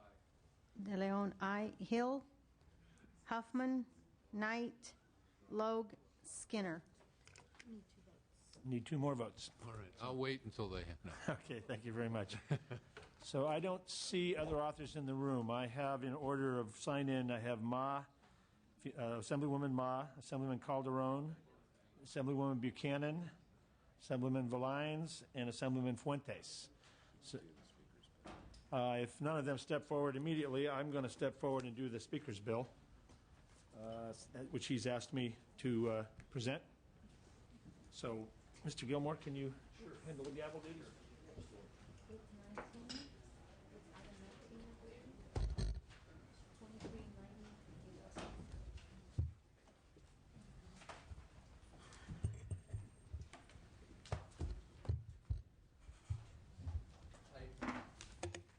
Item 19 AB 2398.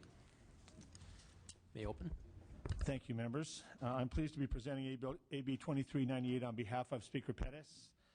AB 2398 is one of several extended producer responsibility, or EPR, bills this committee is hearing this year.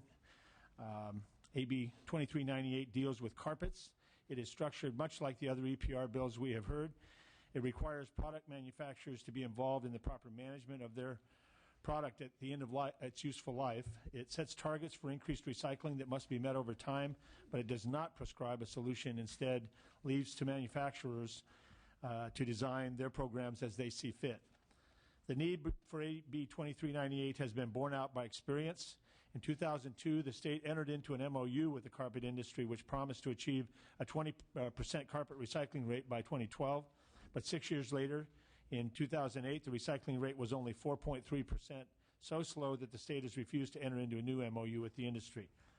The Speaker's own district is home to a company, LA Fiber, that used to be the largest carpet recycler in the country.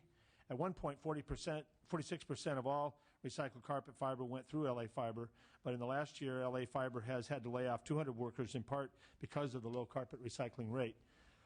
In recent days, the national carpet industry has announced a plan to pursue a national carpet recycling program through legislation in Congress. If so, the Speaker hopes they will start by working with him on his legislation to get those workers back to work in his district and make California a model the rest of the country can follow. Just as a little side conversation, as the author of another EPR bill, I think it's important to point out that over the years we have done responsibility bills material by material. We've done the electronics products, we've done tires, we've done motor oil, we've sort of gone around and done a variety of products. At some point we need to move towards a framework, perhaps similar to green chemistry, where we have a process for analyzing which materials need to be prioritized. To that end, I am working with the Speaker and other authors who are doing EPR bills to try to make sure that when we move forward with these various material product bills, that we are trying to create some consistency of a framework. And we've discovered that it's pretty hard to get something like green chemistry for all of solid waste because you're taking on every product simultaneously. But if we can begin to work towards a common framework, perhaps we can demonstrate how well it can work. It can be industry driven with them at the table designing the program, and that will encourage the rest of the manufacturing world to come on board, and we can eventually get to a more comprehensive approach to materials management by the manufacturers. So, with that, we have witnesses. You have a motion to move? Move the bill. And a second. Those in support of the bill. Mr. Chairman, members, Mark Murray with the Environmental Group Californians Against Waste. As we're looking at problem materials in the waste stream, carpet would need to be at the top of our list. The Integrated Waste Management Board, or CalRecycle, has identified 1.2 million tons of carpet going to the waste stream in California. That's more material than all of the bottles and cans that we generate in California, all of the electronic waste, all of the tires. So we've got producer responsibility policies in place for those materials. We don't have a producer responsibility policy in place for carpet. The good news with carpet is that this isn't an issue where we've got to change consumer behavior. We're already separately collecting all of that used carpet. When a company sells you a new carpet, they generally have a service provider go into your home or business, take out the old carpet, and bring in the new carpet. All this separate post-consumer carpet is sitting there. We've now just got to make the economics more attractive to send that carpet to a recycling facility rather than sending that carpet to the landfill. And right now in California, 95% of that carpet is going to a landfill. As Mr. Chesbro noted, it is extraordinarily good news that the carpet industry is putting forward internally a proposal to help create exactly the kind of financing mechanism that the piece of legislation would promote. We've got to make sure that it's a priority for them to implement that program quickly in California, not wait around for federal legislation. The California Integrated Waste Management Board, again, with their former hat on, has made a considerable investment in carpet recycling in California. They've given loans and grants to carpet recycling. It's now time for the manufacturers to step up and to start matching that support. And so this is the legislation that's going to prompt them to do it. We urge your aye vote. Mr. Chairman and members, John Latimer on behalf of the California Retailers Association. While we are not an environmental organization of the weight of Californians Against Waste, we certainly have worked on a number of the programs that both the author and Mr. Murray described in terms of the bottle program and electronic recycling, et cetera. We do think that this policy is necessary at this point in time. Appreciate the structure and the framework that the author laid out. This is a product that we do think is a perfect fit for producer responsibility. Again, it's a product our members sell, and we work very closely with the manufacturers, but we think that this process needs to go forward. This program needs to get online. Mr. Chair, Justin Malone on behalf of the Alameda County Waste Management Authority, or Stop Waste, very much in support of this bill. Thank you. Mr. Chair, Kiara Ross on behalf of the League of California Cities. EPR is a very important issue to us as the cost for local governments for solid waste issues rises on an annual basis and is one more thing that we constantly want to work on. So strong support of this bill.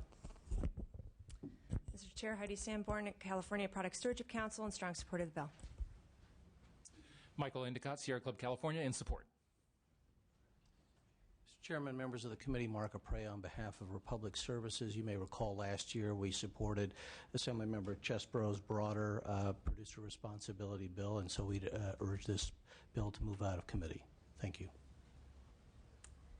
Nidia Bautista with the Coalition for Clean Air, also in support, and also support the authors, well, I should say, the chair's comments about providing a larger framework for these efforts. Thank you. Any others in support? Those in opposition?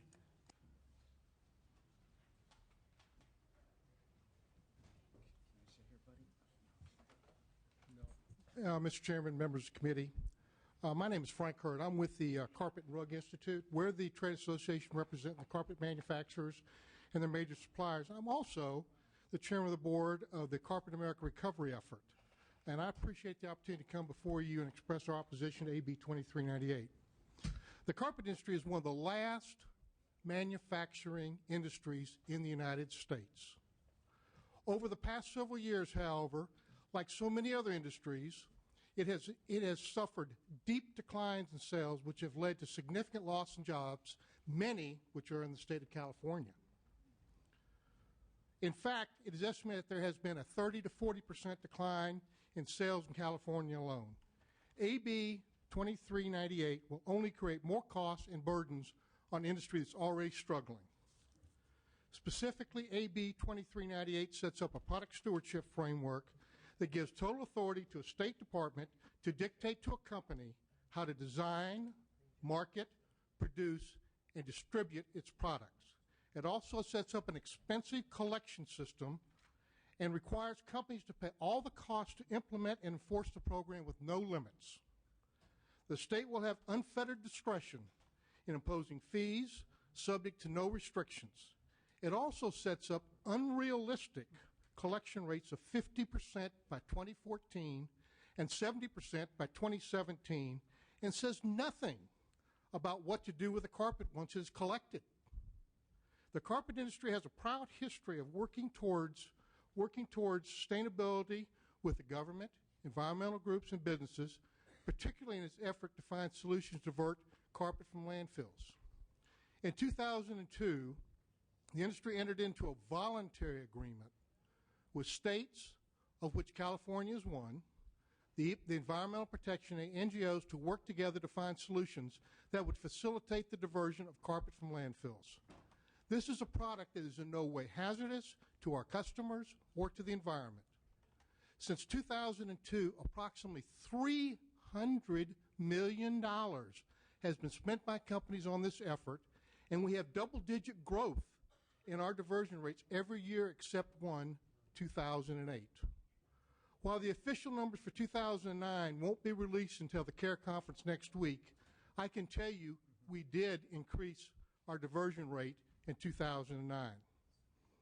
I'm sure that I am sure there's not any other industry that can make the same claim. In fact, our total diversion has increased by over 420% since we started CARE. And we have accomplished this in some very dire economic situation. While these are impressive statistics, we in no way are comfortable with where we are today. We began the effort to review how we could make significant increases in diversion in late 2008. We did this in preparation for the next iteration of the MOU, which will outline joint efforts of all stakeholders through 2022.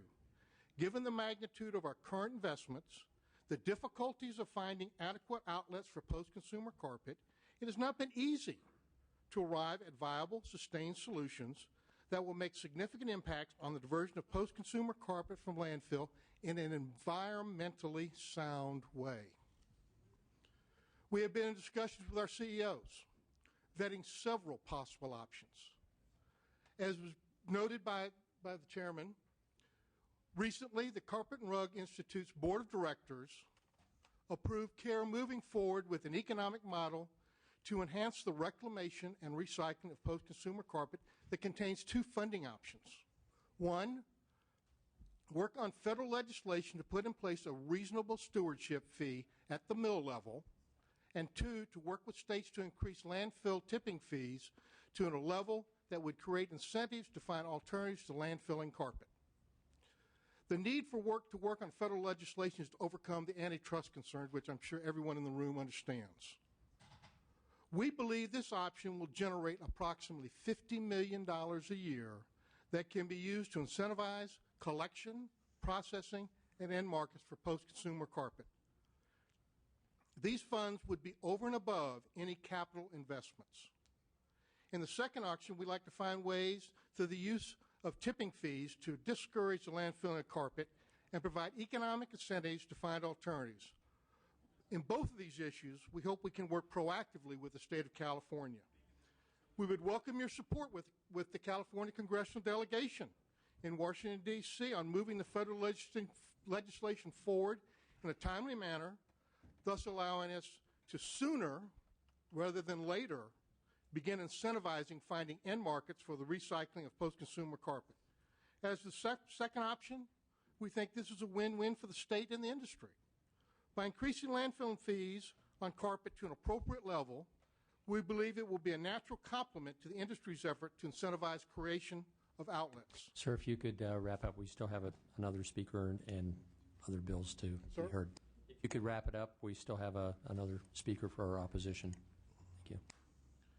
Well, all I can say is AB 2398 doesn't do anything in this value to facilitate any of these end markets. This is an industry that voluntarily came forward to address the situation. It's an industry that voluntarily is looking for solutions. Quite frankly, we view this legislation a classic example of no good deed goes unpunished. We are an industry who took a voluntary action to find a solution, and now we're being penalized for doing that. We were naive when we set up our goals. We understand that, and we're looking for realistic solutions, and we've learned from our mistakes. We urge you not to support this bill. Thank you. Others in opposition. My name is Gene Urban. I represent Shaw Carpet, which I believe is the world's largest carpet manufacturer. It is the entity in this state that has done more than any other entity, including the Waste Board and Cal Recycle, to actually divert used carpet from landfills. In the last 4 or 5 years, they have purchased more than 40 million pounds of discarded carpet and not simply recycled it, but actually gone cradle to cradle. They have invested tens of millions of dollars to build a facility in Georgia to which they truck and train stuff from all over the country to go cradle to cradle, not just 10% post-consumer content, but cradle to cradle. They're returning carpet to carpet. My advice to Shaw in the future is don't do a damn thing.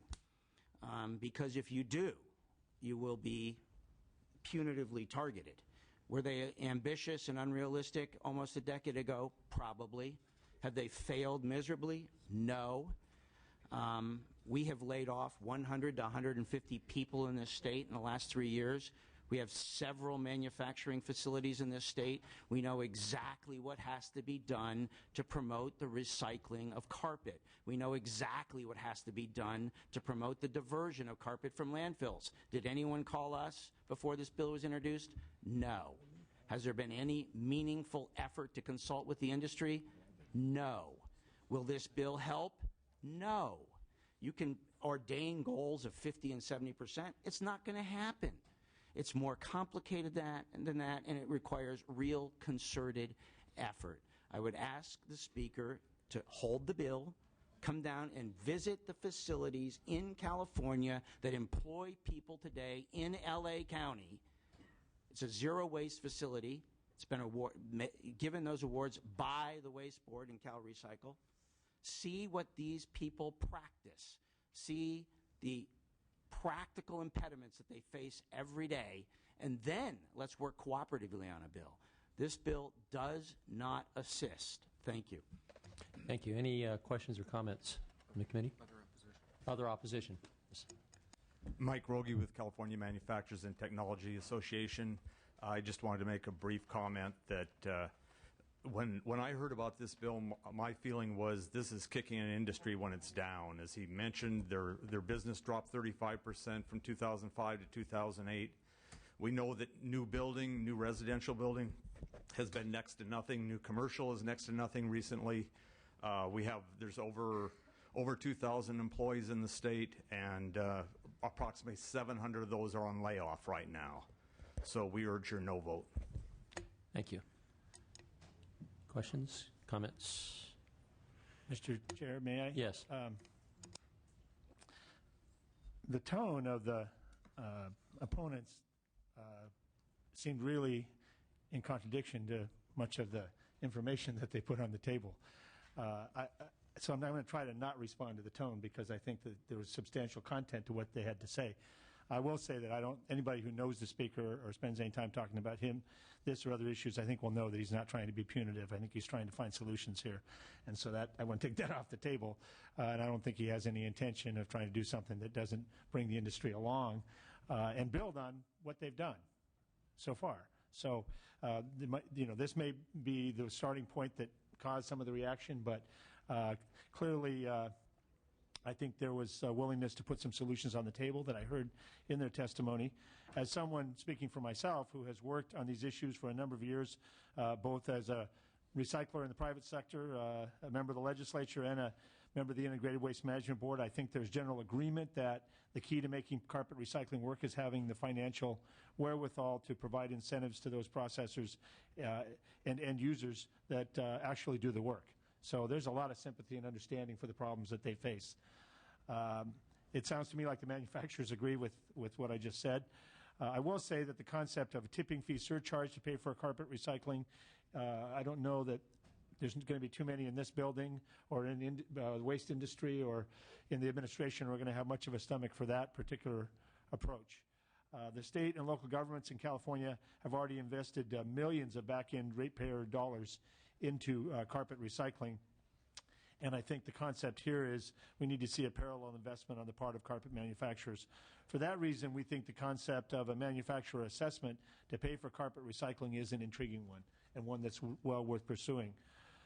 I hope that the carpet industry will use the existence of this bill as an opportunity to focus their members' attention on the need to work with the Speaker and with the other interested parties in the next several weeks with a finished proposal and implementation schedule that can be considered at the same time we're looking at the provisions of AB 2398. So I think I can say I will ask, but more importantly, the Speaker asks for your aye vote to keep this moving.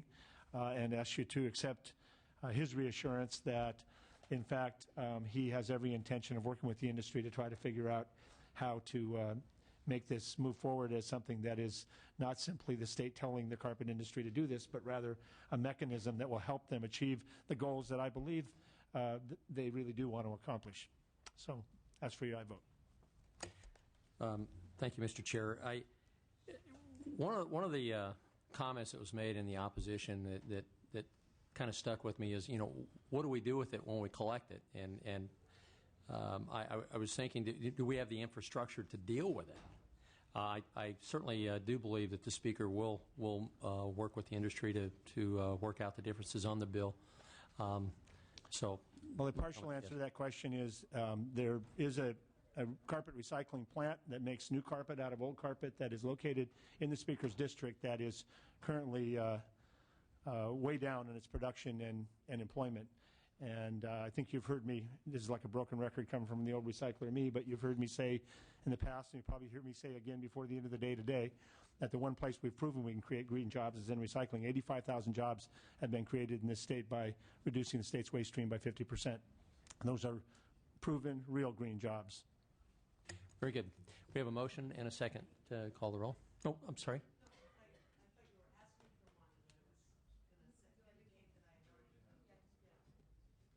Very good. Call the roll, please. Chesbro? Aye. Chesbro, aye. Gilmore? Gilmore, no. Brownlee? Brownlee, aye. De Leon? De Leon, aye. Hill? Huffman? Knight? Logue? Skinner? Skinner, aye.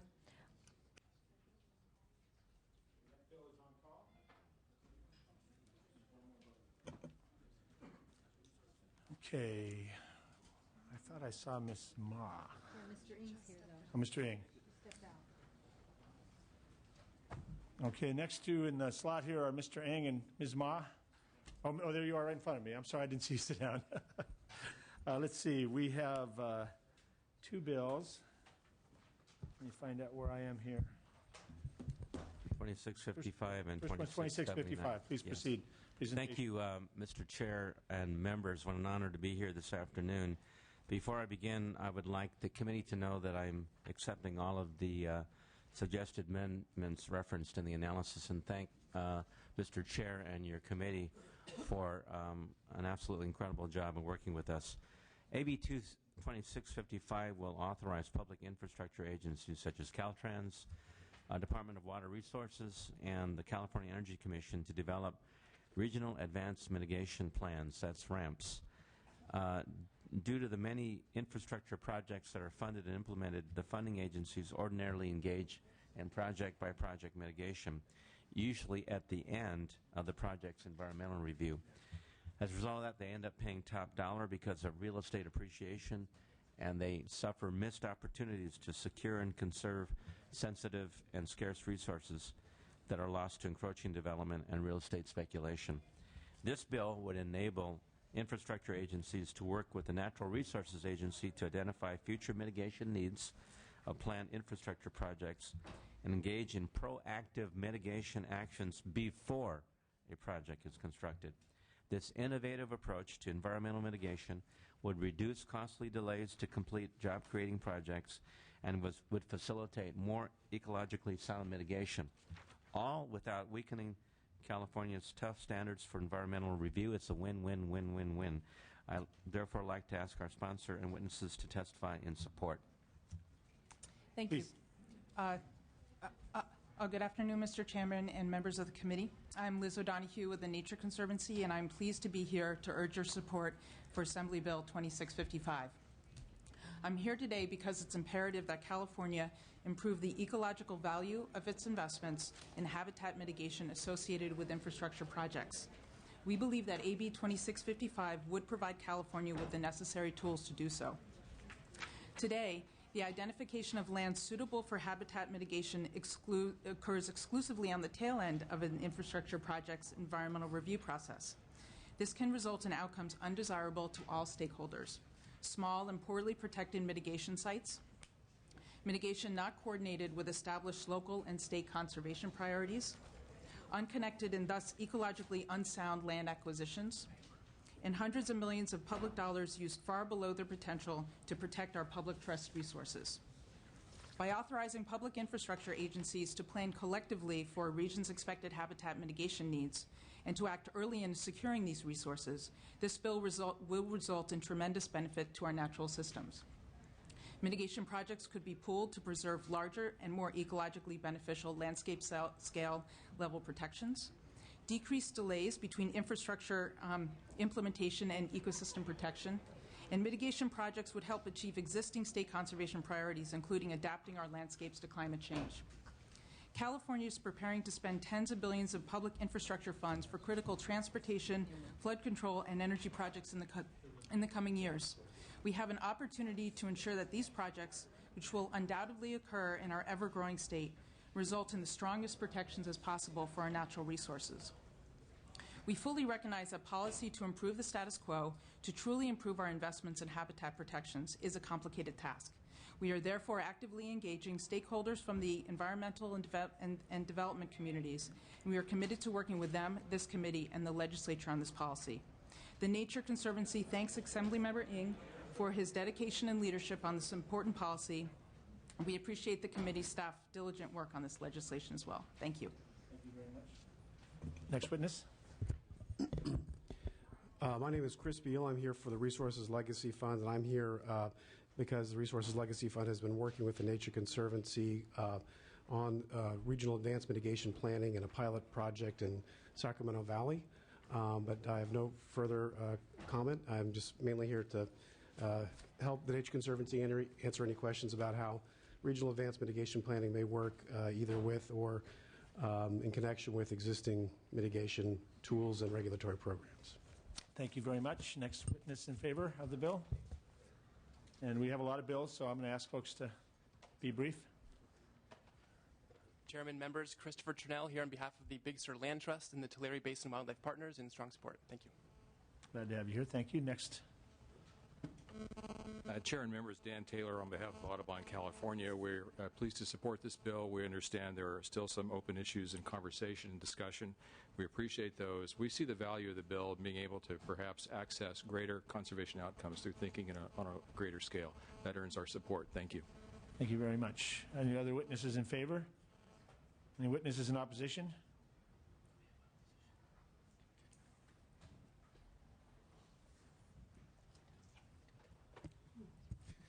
Michael Endicott for Sierra Club, California. We're not officially in opposition. We have some significant concerns with the bill, but we've been meeting with the sponsors of the bill, and we look forward to working with the author and the sponsors to see if we can address our concerns. Thank you very much. Thanks. Yes. Mr. Chairman, Brian Nowicki, Center for Biological Diversity. We too have been working with the author and the sponsors, and understand the need for this bill, but do want to keep working with them to see if we can resolve some of these concerns. Okay. Other opposition? Hearing none. Seems like you're on the right track. Obviously, there's still some concerns. It occurs to me that this can result in better outcomes for the environment, but also better outcomes for getting projects done. And so some degree of planning and forethought can hopefully result in us being better prepared to move forward on solving both problems. So I appreciate the author's efforts to try to and the sponsors to think outside the box a little bit. So. If I could adopt those comments as my close and request for an aye vote. Any comments or questions from other members?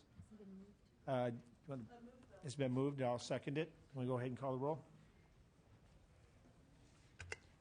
Chesbro? Aye. Chesbro, aye. Gilmore? Not voting. Brownlee? Aye. Brownlee, aye. De Leon? Hill? Huffman? Knight? Logue? Skinner. Okay, that bill's on call. You need 3 votes. So thank you very much. Next bill, Mr. Ng, is AB 2679. That's item 25. Yes, thank you again, Mr. Chair and members. And once again, I want to thank the committee for its excellent work and wise counsel. We are accepting the committee amendments. We're eliminating the redundancy in the definition of retro-commissioning. We're offering authors' amendments to exempt this, and this is something new. We are offering authors' amendments to exempt the provisions of this bill from applying to city and county-owned buildings and would only apply to state-owned public buildings, number one. And we're exempting existing buildings from having to achieve the net zero energy by 2030, but would require that all newly constructed public buildings have zero net energy consumption on or after 2030. Members, AB 2679 is based on a very simple goal, that public buildings in California should be able to lower its energy costs over a specific timeline if given a compliance schedule and benchmarks to achieve this goal by 2030. By way of example, homeowners have already discovered that by employing solar energy panels, insulation, and other methods, they can actually go from spending hundreds of dollars a month to zero net energy costs because they're producing all the energy they need. In fact, some of them sell their energy, excess energy, back to the utility companies and make a small profit. We at the state can learn from that example. We can employ aggressive energy efficiency and on-site renewable energy. Zero net energy buildings will meet most of our energy needs through efficiency measures and on-site renewable energy generation, so that on balance they will increase neither energy demand nor greenhouse gas emissions. Now, as a state, we've encouraged public and private sector facilities to reduce their impact on the environment. We've seen state statutes, regulations, agency guidelines set forth by the executive branch, the state legislature, and state energy offices. However, none of them have a tiered system of this bill that gets us there. Let me give you an example of how inspired I am. A couple of days ago, I happened to go to a restaurant called Hot Italian. It's on the corner of 16th and Q in Midtown. And they're in the process of becoming the first LEED certified retail establishment in Sacramento. And let me tell you what the private sector has done. They put solar energy on their roofs. They have low-flow toilets, waterless urinals in the bathroom, low-flow faucets in the kitchen, solar thermal water heating systems that supply the dishwashers, the showers and sinks, solar tubes for lighting, and tile made from post-industrial recycled material, all at the same time by providing delicious, mouth-watering pizza and other wonderful delectables.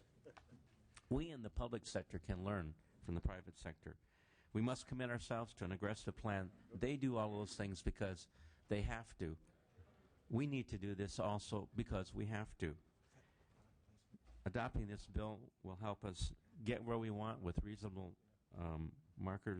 time markers, and develop financial savings that we have not heard of in the entire history of this state of California. I have with me today a very inspirational individual. This individual has for over a decade, just like the movie Stand Up and Deliver that you saw, Jaime Escalante, has gotten our young people to stand up and deliver in terms of commitments to science and math. He has mentored young people to do their own fact-finding. For example, in one city, they went to every individual toilet and flushed the toilet to make sure that it was actually using the stated minimum amount of water, and found out that it wasn't. And through his mentorship, an entire city now has committed itself to saving the 40,000 gallons of water lost by each toilet. His name is Michael Winters, and he is the winner of my Ought to Be a Law contest to testify in support of his measure. Mr. Winters? Chairman and members of the committee, for the last 13 years, I was on the front line as a school teacher at Gabrielino High School, working on sustainability, working on environmental, working on the built environment. In California, when we hit the energy crisis in 2000, I grew up and graduated from high school in 1981, and I was told that I would never see the American dream come true because of the crisis in the auto industry. And when that crisis happened and we went from a $15 billion reserve to a $15 billion deficit in a short period of time due to the energy crisis, I knew that we were looking at the same kind of crisis that I saw when I was their age. It's very important that in our public buildings, having been on the front line, suffered from the various different dynamics of budget cuts and things of that nature, that we, through legislative guidance, achieve energy independence. Quoting the U.S. Energy Star program, we are paying for energy efficiency projects whether or not we do those energy efficiency projects. How much new equipment could you buy from the dollar saved by installing energy efficiency equipment now? As an example, one thing most people don't understand is the nexus between water and energy. It takes, as the California Energy Commission did a study, for the California Water Project to move 1 acre-foot of water down to the Los Angeles region where I live, or when water travels from the Colorado River Aqueduct, on average 2,500 kilowatt hours of electricity. That works out to 44,000 gallons of water just to produce that electricity, which equals 17.1 gallons of water per kilowatt hour of electricity. By the time you make it potable water, and by the time you wastewater treat it, that's 25% of every single acre foot that comes out of the Delta or comes from our Colorado River that actually never was able to be used for irrigation, for taking showers or drinking water, or for that matter, growing our crops. I believe energy independence can once again provide California the economic stability and vitality that California once had. When will common sense, stewardship, and generational sustainability begin? I think it's going to happen today. California has this opportunity to lead by action with AB 2679. Thank you very much. Appreciate you being here and appreciate your leadership on this issue. Other witnesses in favor?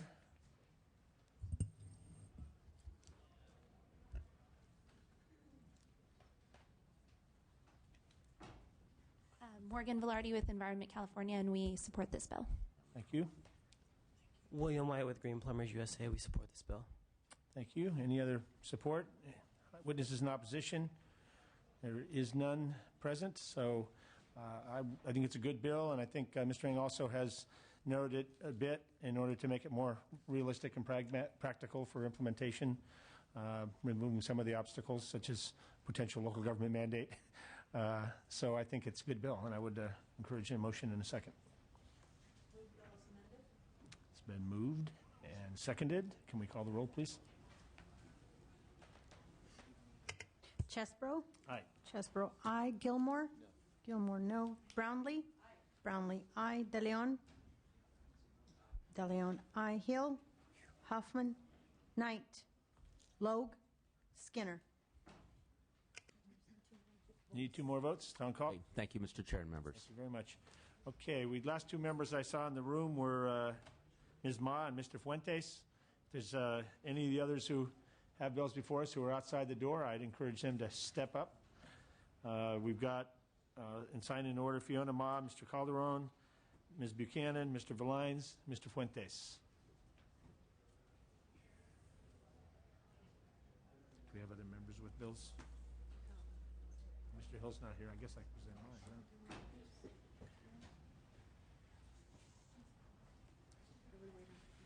What's that?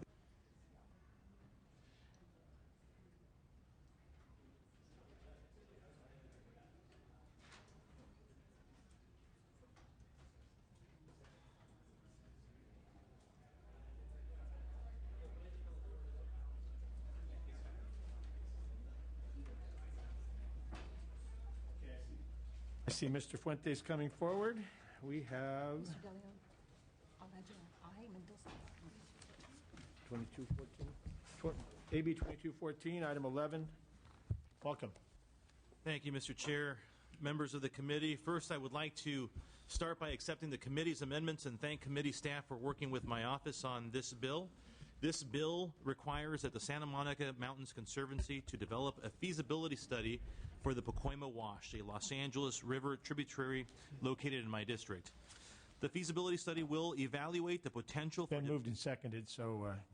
Very good. It's a very good bill, Mr. Chair, and I would greatly appreciate your aye vote. Okay. Witnesses in favor? Smart man. Good afternoon, Chairman. Barbara Romero. I'm here representing the MRCA, and it's a joint powers authority of the Santa Monica Mountains Conservancy. And we are delighted that the neighborhoods have asked for a plan, and they want a greenway, and this would allow the Conservancy to create a feasibility plan. We ask you for your yes vote. Okay.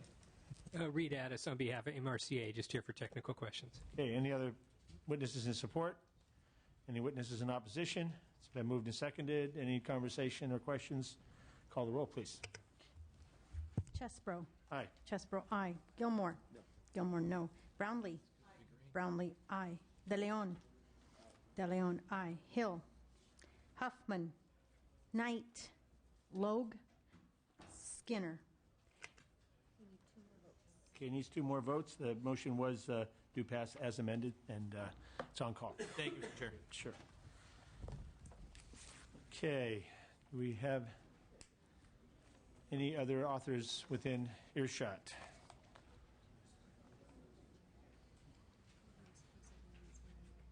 We're told Mr. Calderon is on his way.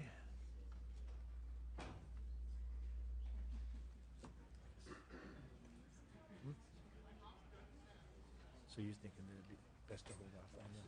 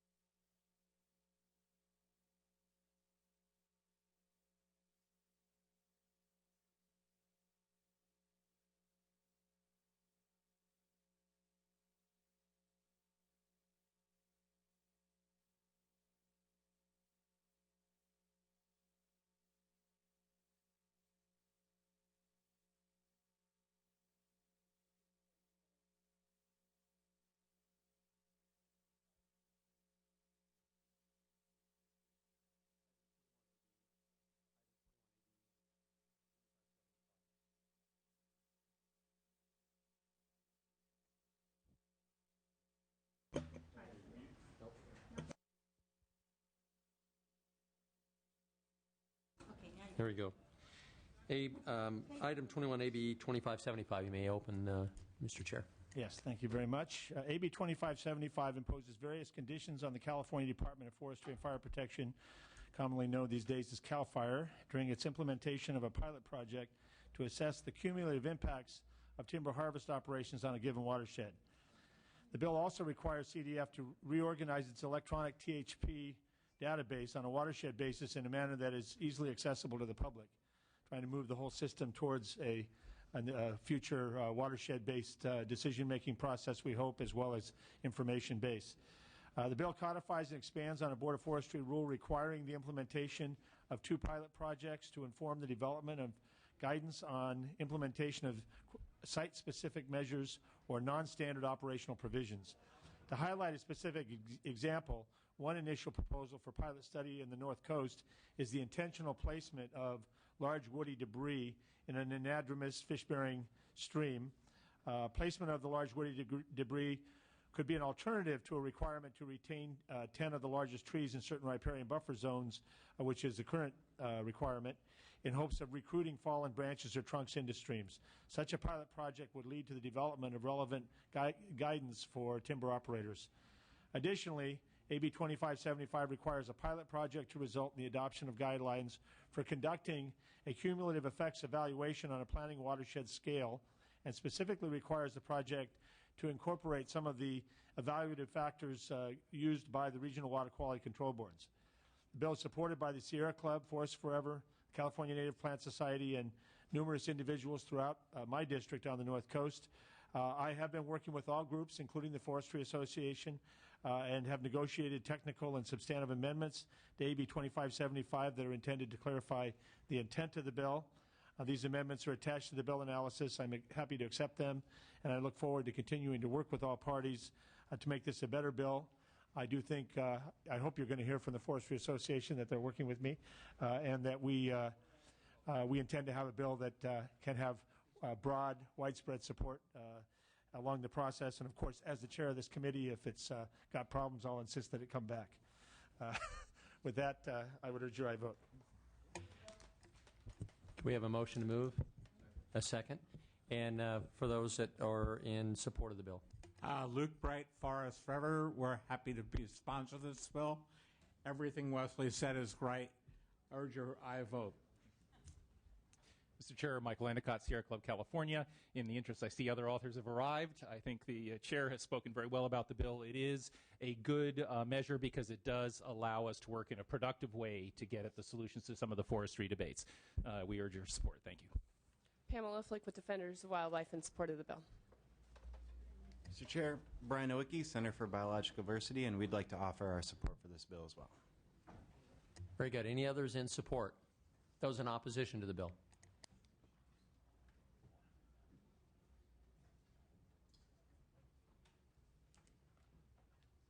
Chair's bill, maybe I better sit over here. So. Good afternoon, Mr. Vice Chair and members. Anthony Thomas, representing the California Forestry Association.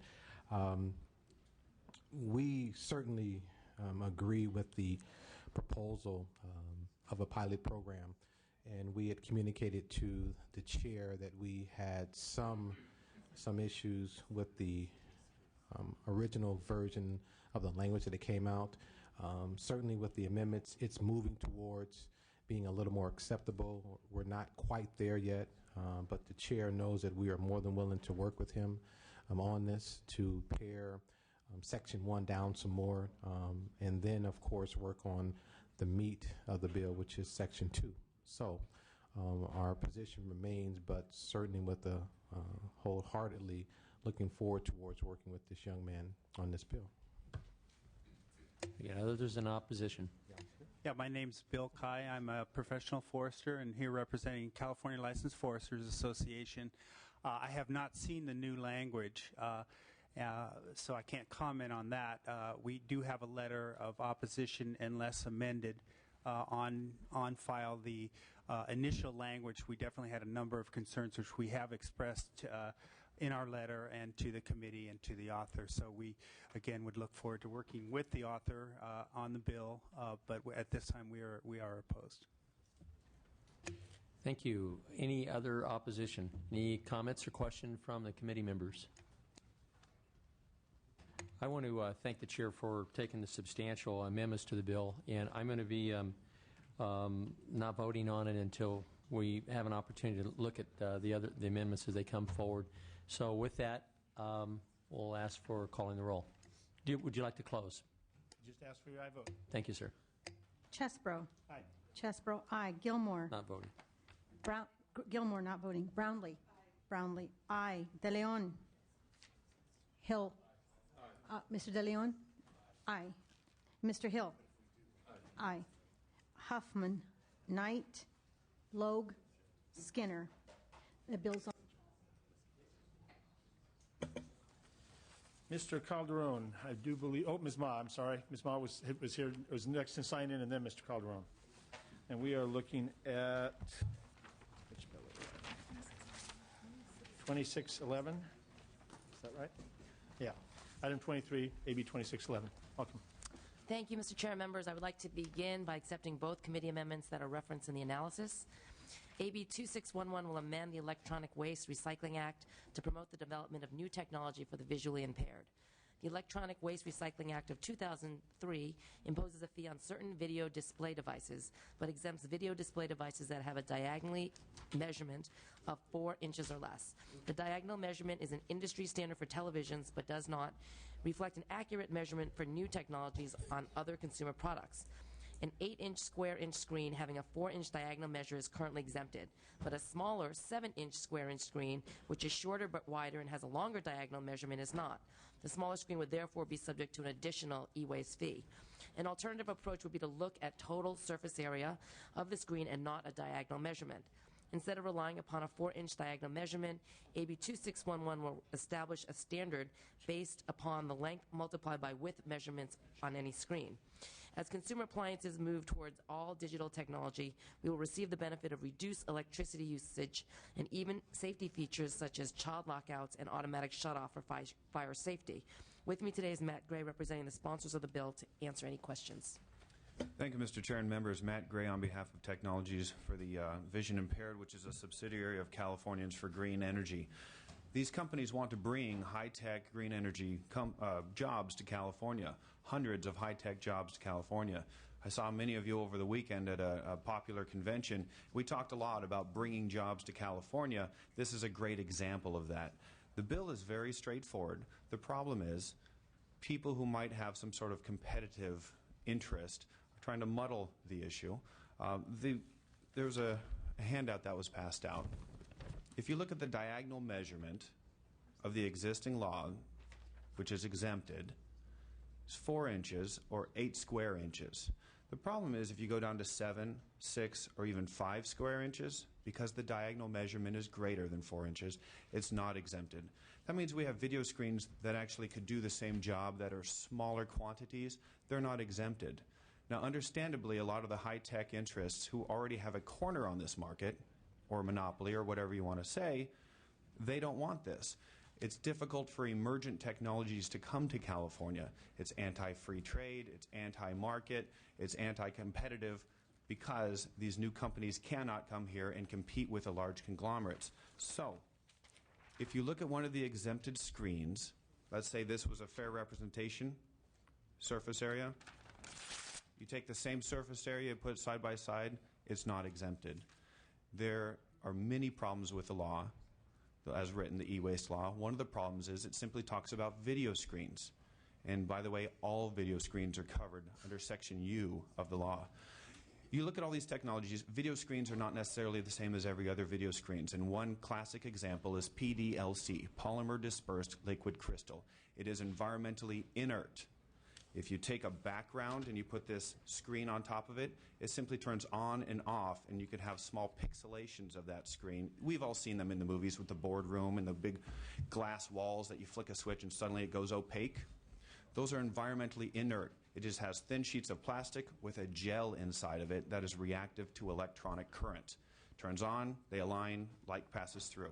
You can have several of those pixelated into a larger screen, no environmental impact, and yet this is covered by the bill. So all we want is a fair representation of what a video screen is. This bill doesn't necessarily seek to do that, but what we want is the opportunity to be competitive with the larger groups. We just want to look at these screens based upon a square inch measurement so that we can develop these jobs, we can develop these technologies, and provide for the needs of consumers in the electronic realm. In closing, it might be acceptable to take something like, say, the iPad, which is several hundreds of dollars, and add an $8, a $10, or a $15 e-waste fee. But when you take a $15 or $20 item, and you take one of these inert screens and put it on there, and you have to add $8 or $10, suddenly you increase the margin of cost by 40 or 50%. It becomes cost prohibitive, and it prices them out of the market, and that's the problem. So we just want to change, with all the amendments, we just want to change it to a fair and objective square surface area measurement, and that's all the bill does now. Mr. Gilmore has a question. Very briefly, what kind of products are we dealing with here, really? I mean, with the inert screens, it could be, and I'm bound by certain non-disclosure agreements, and which is why I couldn't tell some of the competitors what this was, because they could rush out and make it.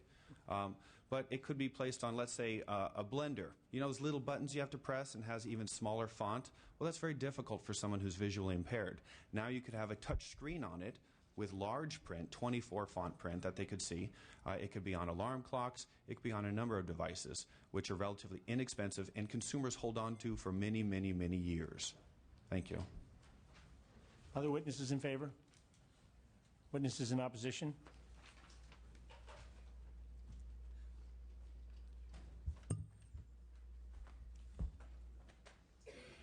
Mr. Chair, members, Mark Murray with the Environmental Group Californians Against Waste. We're opposed to the bill. Have spent some time in the last week talking with the sponsor and the author's staff, and I have to tell you that I'm still confused about what the problem is, and what I don't think this is an issue about measurements, diagonal versus the square inches. There seems to be, I think, with the sponsor, a misunderstanding of how the electronic waste recycling law works and what the impacts of that are. And so let me just say that the current law covers covered electronic devices are video display devices for computer monitors, TVs, or DVD players. The Department of Toxics does have the authority to add a broader range of stuff. They could potentially add rice cookers at some point to this law if they make a determination that those devices are hazardous. If, as the sponsors described, there is a technology that isn't hazardous, then they couldn't be added to the recycling law. Also, the recycling law requires the fee at the front end to internalize the net cost of recycling. I frankly would be very concerned if we took an inert rice cooker as an example, something that's not hazardous and not banned from landfill, but added to it a screen that was toxic and that the cost of managing that properly would be $5 or $6 per device. I'd be concerned about that. But having said that, they're not under the law right now. So I think that this is a bill. The sponsor is proposing something out of an abundance of caution without telling us what the product is, what the problem is, why they need or potentially need the exemption. The examples that have been provided are not covered by the existing law. I'd be very concerned about creating an exemption for a product that we don't know what it is, we don't know what the hazardous impacts may or may not be. I just don't think that this bill is ready for prime time. I'd ask that it be held in committee. Thank you. For the witness. Mr. Chairman, members, Joe Gregorich with Tech America, the nation's largest high-tech trade association. We represent the big guys that were mentioned earlier, but then also we represent a huge number of very small startup companies throughout the state as well. So I like to say I believe that we have the voice of the entire technology industry when I speak today. I want to echo the comments of Mr. Murray regarding the process that was established in SB 20, SB 50 over at DTSC to add in additional products. Additionally, what I've been told from our experts is the diagonal measurement that we currently use is an industry standard that whenever you go to buy a TV or a computer, you see 46-inch screen TV. That's done globally. Every other e-waste law in the country uses the diagonal measurement. And so in order to change it from the diagonal to the square inch measurement would be very costly for companies and even potentially the state if they have to go through and recalibrate all of their measurements. So we have huge concerns over that, that currently that this bill would require on us. So we've worked with the author and we've been talking with the author, but currently we agree with Californians Against Waste that this bill is not ready for prime time. Okay, thank you. Any other witnesses? You want to close, Ms. Ma? Well, I'm going to defer to my sponsor to answer or refute some of the arguments that we heard here. Thank you, Mr. Chair. Members, Matt Gray again. How expensive is it really, instead of measuring diagonally, to multiply length times width? That's not a huge cost to the state. It's just a different way of looking at it. That's the problem here. We're trying to confuse it with side discussions which really don't apply here. If you read the actual law, not what the summaries which have been represented here, what it says is very clearly a video display device, which is a covered electronic device, it displays or is capable of displaying moving graphical images, and while it can include the cathode ray tube and LCD displays and all those things, it's not limited to it. If you expect a company to come to California and invest millions of dollars into research and development and tech and manufacturing and distribution and all that, and it just takes an emergency regulation by a state agency who can come in and say, well, we think that should be covered, the company's not going to do that. It's cost prohibitive. It's completely unrealistic for a company to do that on a relatively low margin product. So these devices are covered or could be covered quite easily by a mistake or anything. We need the clarification in state law. It is an objective standard. The law was just not written properly. That's the problem.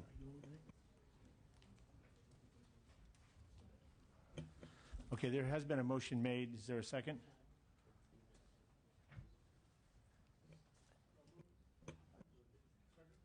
Okay. Members, this appears to me to be a solution in search of a problem. I can't figure out what the problem is, and so I'm going to just, I'm not prepared to vote on this bill this time. So there is a motion and a second. Any further comments, questions? If not, call the roll, please. Chesbro? No. Chesbro, no. No. Gilmore? Gilmore, aye. Brownlee? Brownlee, not voting. De Leon? Hill? No. Hill, no. Huffman? Knight? Knight, aye. Logue? Logue, aye. Ms. Skinner? She needs 2 more votes. Okay, you need 2 more votes. Okay, So, thank you, members. Okay. Mr. Calderon is next. I am being called to vote at sub 1. Again, and Mr. Gilmore has departed. I don't want to keep Mr. Calderon waiting. I'll wait. I'll wait. You don't mind waiting? Yeah, Brian, yeah. Oh, that's true. Mr. Nastandi's due at sub 1 as well. Well, why don't you just wait, and I'll go down there with Mr. Nastandi. We'll vote. We'll come back. Okay. And Mr. Nastandi has the next position behind you because he was sitting here waiting. I'm his witness. I'll wait. I haven't read the bill yet, so I'll use this opportunity. Boy, is that typical, huh?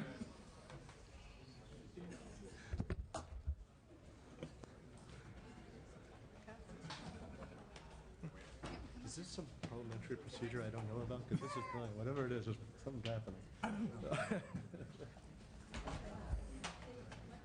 Maybe. We're here to want to vote. But we can wait here. What were you going to say? When the Stanley comes back.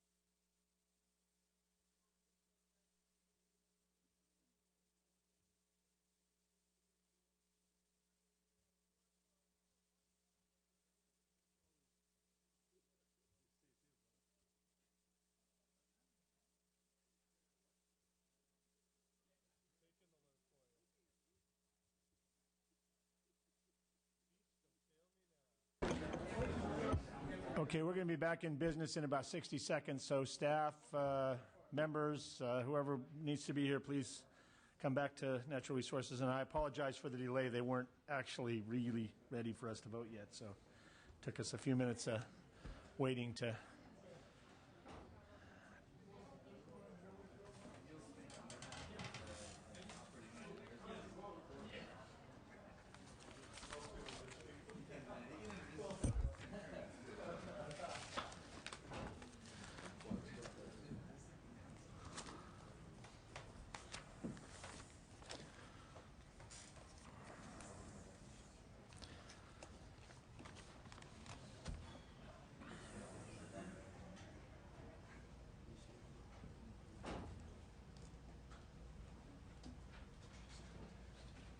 Sign of them, huh? Okay, well, I think we should go.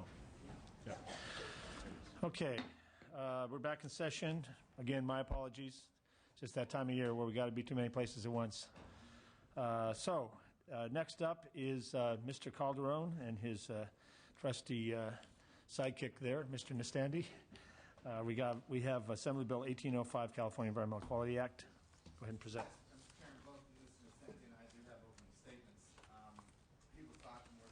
More on the particulars of the bill, and I just would like to make a statement to try and certainly, if nothing else, explain my interest in the governor's bill. I think we got this. In short, this bill identifies 25 projects a year for 5 years, and it's done by the executive branch, BT&H, Business, Transportation, and Housing, and exempts those projects from CEQA litigation or litigation under CEQA Act. Having said that, let's just back up and take a look at the unemployment numbers today.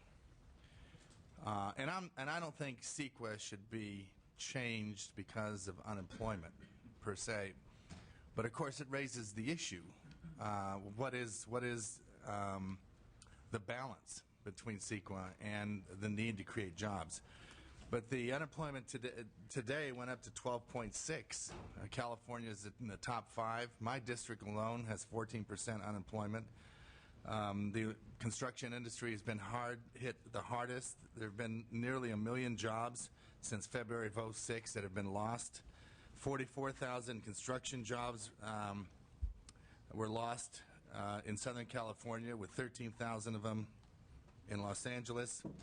You get my point. So we look now to the purposes of CEQA. CEQA has 4 primary purposes: inform governmental decision makers of potential significant environmental impacts, identify ways to avoid those impacts, prevent significant environmental impacts, and ensure that the governmental body discloses to the public the reasons why it may approve some project that does have a significant impact on the environment. And I think CEQA is probably the most visionary bill, I think, in the last century and beyond, because for the first time, a governmental body asked itself the question, looking forward, how are our decisions about how we build and how we grow and how we manage progress, how's that going to make our communities look in the future, and what's the impact on our children and their children? But unfortunately, it's difficult to write a loophole-free law. My professor had a class in law school, give me an A. He said, I'll give you an A if you write a loophole-free law. And I thought, oh, this is great. It's an easy A. It's a substantive course, raise my grade point average. I couldn't do it. When I came back to class at the end of 13 weeks, I told him I couldn't do it. I thought I was going to fail the class, and he said, you get an A. because that's the whole purpose of the drill. Bringing that back to CEQA, last year, we passed a bill off the floor in the Assembly. It was a bill relating to an accounting procedure used by South Coast Air Quality Management District to calculate how carbon credits are awarded and managed. And And there was a lawsuit based on that, and a court decision saying that the negative deck that South Coast Air Quality Management District filed was not enough. They have to do a full analysis. And the court enjoined all the permits that had been issued. And they were permits issued not only for private projects, but for also government projects, and in many cases, government projects for essential services. A total of $4 billion in economy, 65,000 jobs. And the question is about this accounting procedure. Now, I'm fine with that in a world where we're still functioning and we still see a road to or path to American dream. But where we're struggling and there are jobs available, we have to ask ourselves, how do we balance those two? And so the legislature ultimately overturned the court decision. A stadium also was subject of a similar bill. The pro tem, after that bill passed out of the assembly, the pro tem worked out an arrangement. In that case, there was a mayor that's trying to get, I don't know, $9 million for a city in mitigating factors. It turned out he ended up getting $60,000 once they resolved the case. Now, I'm not saying that this is the situation in every instance, but what I am saying out loud is what everybody knows, and that is that SEQ was abused. And we accept it because, we don't know how to tighten it or make it any better. Well, how are we going to produce jobs now is the question. And we can't build highways, we can't build dams, we can't put people back to work with governmental programs because the government is broke. But one of the areas that we can impact jobs is in the regulatory area, and this bill is designed, not perfectly to be sure, and this is the first hearing I've had in this bill, and I expect to be persuaded by the testimony. But that's what my reasoning is with the bill, and that's why I think the bill is needed. Now, I'll stop taking up all the air and invite my colleague, Mr. Nastanti, to say a word. Mr. Nastanti. Thank you, Mr. Chair. And I'll just go through a few more specifics in the bill. AB 1805 sets a process to exempt 25 projects each year through 2014 from CEQA litigation. Projects will be recommended to the Secretary of BTH, and the Secretary will then select projects that meet criteria specified in the bill. There are three things that the Secretary of Business, Transportation, and Housing must consider when selecting a project: the number and quality of jobs created, the amount of capital investment, and ensuring a balance between public and private projects. Each year, BTH will select 10 projects in Southern California, 5 projects in the Bay Area, and 5 projects in the Central Valley, and 5 projects from the rest of the state. BTH is required to provide the list of projects selected to the legislature and to the public for public hearings and public comments before that list is certified. The legislature may submit comments on these projects as well. A project chosen by the Secretary of BTH must have their environmental impact report, the EIR, certified within 12 months of this bill becoming law in order to qualify for the exemption from court review. An alternate project may be selected if an EIR is not completed within the specified time frame. Now, if I may add a little bit to what Senator Calderon said, is I think the use of this bill, good use of this bill will be, well, first of all, I think you have to almost segregate. There are certain areas of the state where the environmental impact is different. You have urbanized areas, you have a football stadium, you have a freeway collapse and things like that where we had CEQA exemptions because you're not going to harm the environment. It's already in a completely urbanized zone. You're arguing over traffic patterns and such. But come out to the desert where I live and you have desert tortoise habitat, you have wetlands and so forth. Now this bill, remember, if you're going to build on a wetlands or a desert tortoise habitat, you still have to get you still got to get a 404 permit from the Army Corps. You still have to get a Section 7 consultation. You still have to go through NEPA. So these processes are all lengthy processes set up to protect the environment, and this is by no means is going to exempt or even touch those processes. So I think that area is well protected by an environment. I mean, try and get a 404 permit. Those are not easy to do, or a Section 7 consultation. That's a lot of work. There are plenty of safeguards built into the system for that. So I think going back to what someone Calderon says, this is about creating jobs. And I know we've, over the last year and a half, we made tough decisions. We've made some real cuts.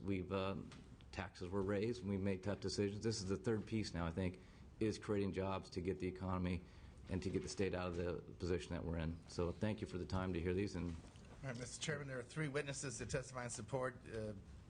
if you please, and one's Tracy Stevens she's Deputy Secretary of BT&H from the administration, Pat Henning from the California State Council of Laborers, and Robert Callahan from the Chamber of Commerce. Welcome.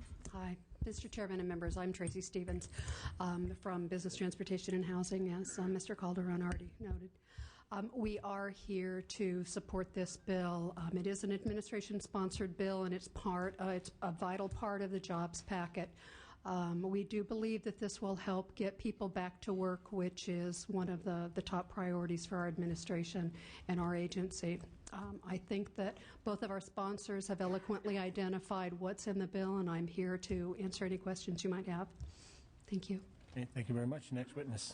Patrick Henning on behalf of the California State Council of Laborers, and I'd also like to say the operating engineers are also in support of this important legislation. As you've already started to hear, and as you all know from your districts, we are facing record unemployment throughout. Our unemployment services offices in the state are overwhelmed with unemployed folks looking for extensions of benefits, can't find a job.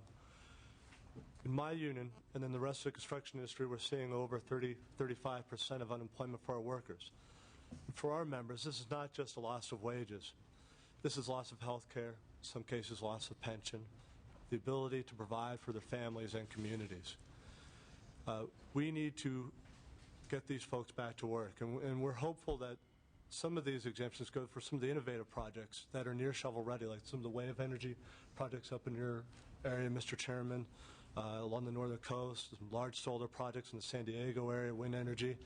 In fact, California has over 240 proposals for renewable projects that we're looking forward to helping build and create jobs. Assembly members, my construction workers that I represent are in desperate need to get back to work, and we ask you to, again, to take all reasonable steps to help them out. Robert Callahan with the California Chamber of Commerce, here in strong support of this job creator bill. As previous testimony before me has indicated, this bill is about job creation. So we can boost our economy, so we can put people back to work, and like they said, our unemployment rate is above 12%. This is a serious issue. Every sort of development project in the state can face the uncertainty of years of delay due to CEQA lawsuits. And these are the types of projects that really represent the diverse priorities of this state and this legislature. We're talking about much-needed transportation projects, renewable energy projects, low-income housing projects, hospitals, schools. It goes on. These are the types of projects we're talking about, among many others. And in this economic climate, job creation needs to be this legislature's priority. I think this bill represents that. The three objective criteria required by the bill for project selection helps us ensure that we're maximizing our economic gains through the project selection process. And most importantly, I think, is the balance that this bill provides between our priorities of environmental protection and jobs creation and a sound economy. Every project that receives the protection under this bill must complete its EIR certification process through CEQA. That mechanism is maintained through this bill, so we really think this is a balanced approach, and we strongly urge your support. Thanks. Thank you. Other witnesses in favor? And I'll ask you to be brief. We've got a long agenda ahead of us. Please. Mr. Chairman and committee, Rex Heim with California Business Properties Association in support of this measure. We really believe that when you have a measure that's supported by business and labor, a measure that's supported by Republicans and Democrats alike in this economy, it's something to do, and I want to thank the authors for carrying this bill in a courageous manner. Mr. Chairman, members, David Jones on behalf of the City of San Marcos. We're a young, growing area. We have a lot of needs, and we think we'd like to see this bill go through. Thank you. Thank you. Mr. Chairman, members, Julianne Burrows here on behalf of Associated Builders and Contractors of California, asking for your aye vote. Mr. Chairman and members, Barry Broka on behalf of the Asphalt Pavement Association of California, the road builders, in support of the bill. Thank you. Kim Stone with the Civil Justice Association of California in support. Mr. Chair and members, Matthew Hargrove on behalf of NAIOP of California and the International Council of Shopping Centers in strong support. Thank you. Mr. Chair and members, Mark Smith on behalf of the American Council of Engineering Companies and the Infrastructure Delivery Council in support. Thank you. Thank you. Cassie Gilson on behalf of the California Building Industry Association, also in support. Thank you. Dorothy Rothrock, California Manufacturers, in support. Anthony Thomas, California Forestry Association, in support. Thank you. Robin Black with Platinum Advisors on behalf of the Orange County Board of Supervisors, in support. Thank you. Thank you. Any other witnesses in support? Witnesses in opposition? Well, it looks like there's none. Can we go to vote? No, for some reason they're just not up and running to the microphone like I'd like them to be. My apologies. Chairman, members of the committee, my name is Tina Andolina with the Planning and Conservation League, and we are opposed to this measure for a few reasons. First and foremost, there is no oversight agency for the California Environmental Quality Act. The only way to ensure it is done properly is through the judiciary, and that means giving the right of local residents, citizen groups, et cetera, and local jurisdictions the right to hold developers accountable by taking them to court if they're not following the law. What this bill does is specifically hand-pick 125 favored projects and allow them to be built without any kind of oversight. And one of the things that the authors mentioned was that the EIR has to be done. Well, it doesn't have to be done before the project is picked. So if you're a developer, you may know ahead of time that you've got this get-out-of-jail-free card, and I ask you, how good of an environmental report are you going to do when you know nobody can hold you accountable? Our guess is that it's going to be pretty shoddy environmental work. What this bill does is lock local residents out of the process. Sure, they can come to their local city council and make a statement and ask that air quality impacts, health impacts, et cetera, are addressed in the environmental review process, but the developer and the local agency can simply ignore those comments and concerns. We do not think that this is a job creator bill because the proof is in the pudding. This body, this legislature, gave 8 CEQA exemptions last year during the budget process, and then we can also chalk up the stadium bill too. And none of those projects have begun more than a year later. 8 projects given exemptions, no jobs created. I'd like to just say that if indeed the California Environmental Quality Act is subject to abuse, this bill does nothing to address that. It simply gives 125 projects a get out of jail free card. So we ask you to oppose it. Thank you. Thank you. Mr. Chairman, members, Justin Milan on behalf of the California League of Conservation Voters. We too have a very, very serious concern. We think this is a fundamentally bad bill, and it's one of the highest priorities of the environmental community. And we also believe, unfortunately, the proponents are overplaying their hand on the CEQA and job creation for the reasons that Tina just outlined. This is one of the most, if not the most important bill to protect public health and the environment. And this isn't streamlining it, it's gutting it. It's not simply expediting the process, it's throwing out the entire enforcement mechanism of CEQA. Don't kid yourself. This isn't a streamlining bill. This is a bill aimed primarily to eliminate any type of meaningful review after an executive agency has taken a decision. It's not the role of the executive branch to do the judicial review. We have, for good reason, separation of powers. And this is just flaunting that separation of powers. Constitutionally, this is a big deal. This is essentially saying, forget about the courts. Forget about the judicial system that we have. Irrespective of who's governor, what administration is in, we're just going to reserve that right as our administration to decide what we're going to consider as worthy of going to the courts or not. That's not how we operate in this free society. The other thing, there's no limit on the type and size of the project. That's very, very troubling. Even though this is supposed to be a balanced approach, we could have the peripheral canal just slip in as one of the 125 projects. We could have some massive nuclear power plant just slip in as one of the 125 projects. There's no control. There's nothing in the bill that limits the size and the type of project. So we're very, very disturbed by this. We think it's a Trojan horse coming in under the guise of restarting the economy, and we urge your no vote. Kill it now. Thank you. Next witness. Good afternoon. Rico Mastrodonato with the Trust for Public Land. Believe circumvention of CEQA's process is reckless. Since its inception almost 40 years ago, CEQA has a track record and has a track record of creating projects that are safer for human health and better for the environment. So urge your no vote. Thank you. Next witness against. Victoria Rome with the Natural Resources Defense Council in opposition. Thank you. Next witness in opposition. Vern Gary with the California Native Plant Society. The Natural Resources Agency website says that the only enforcement available to CEQA is legal action or the threat of legal action. So that agency knows what this bill is about.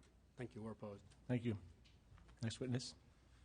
Chuck Mills with the California Council of Land Trusts, also in strong opposition. Okay. Dan Kalm, Union Concerned Scientist. We urge a no vote. Thank you.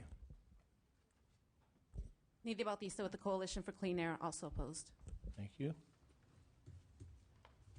Luke Bright with Forest Forever. I have a lot of things to say on this bill, but just opposed. Thank you.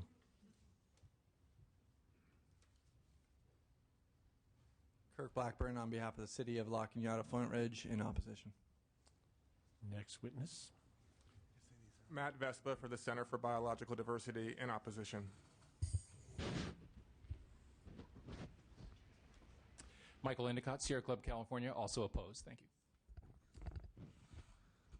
Okay, that completes the testimony. Do we have questions or comments from members of the committee on this bill?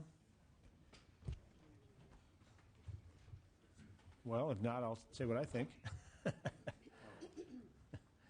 I think there's I mentioned earlier in the committee in response to another bill that I think there's a conversation worth having about CEQA and badly needed projects. I don't think a blank check of this magnitude it constitutes that discussion, quite frankly, and that's the way I see this bill. I think the lack of definition of what, when, how big, all of those things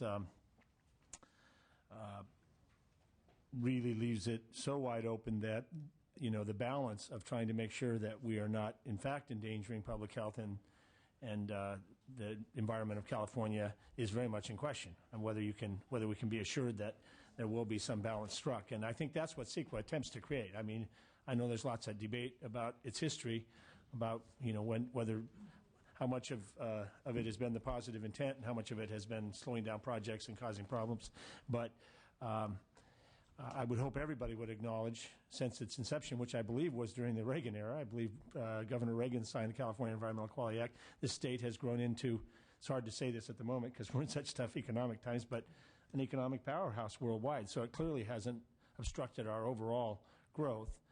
The question is how much of our current downturn can be attributed to trying to protect California's environment, and whether or not any kind of streamlining or simplification or methodology can help to reduce that problem without sacrificing the environment. I don't see this bill doing that, or the governor's proposal doing that myself. Yes, Mr. Gilmore and then Mr. Hill. Just a comment. Thank you, Mr. Chair. I want to commend both these gentlemen for bringing this forward. I personally think that it could jumpstart some jobs. Assemblyman Calderon, you mentioned the unemployment jumping to 12.6%. When I assumed office here December 1st of 2008, Kern County had an unemployment of 9.1%. Today it's 18.3%. In some parts of my district, it exceeds 40%. We need to put people back to work. If we want to fund education, we want to fund human health services, want to fund public safety, we don't have an endless pot of money, and we need to put people back to work. So I commend both you gentlemen for bringing this forward. Mr. Hill. Thank you. Thank you, Mr. Chair. You know, it's interesting. I guess I have to be consistent, and the consistency is it's hard for me to do anything that will preempt or change or affect the CEQA process. And in the district that I represent, there's an effort now by an environmental group to kind of shortcut CEQA by having a project just killed to start with. And I wouldn't support that, even though I may like the end result of it. So I like the process. I like the way it works. And an exemption to me would just not be consistent with my beliefs in the way I've been voting. So I can't vote for it today. Yeah, go Mr. Chair, I would just like to say a couple comments to some of the witness testimony.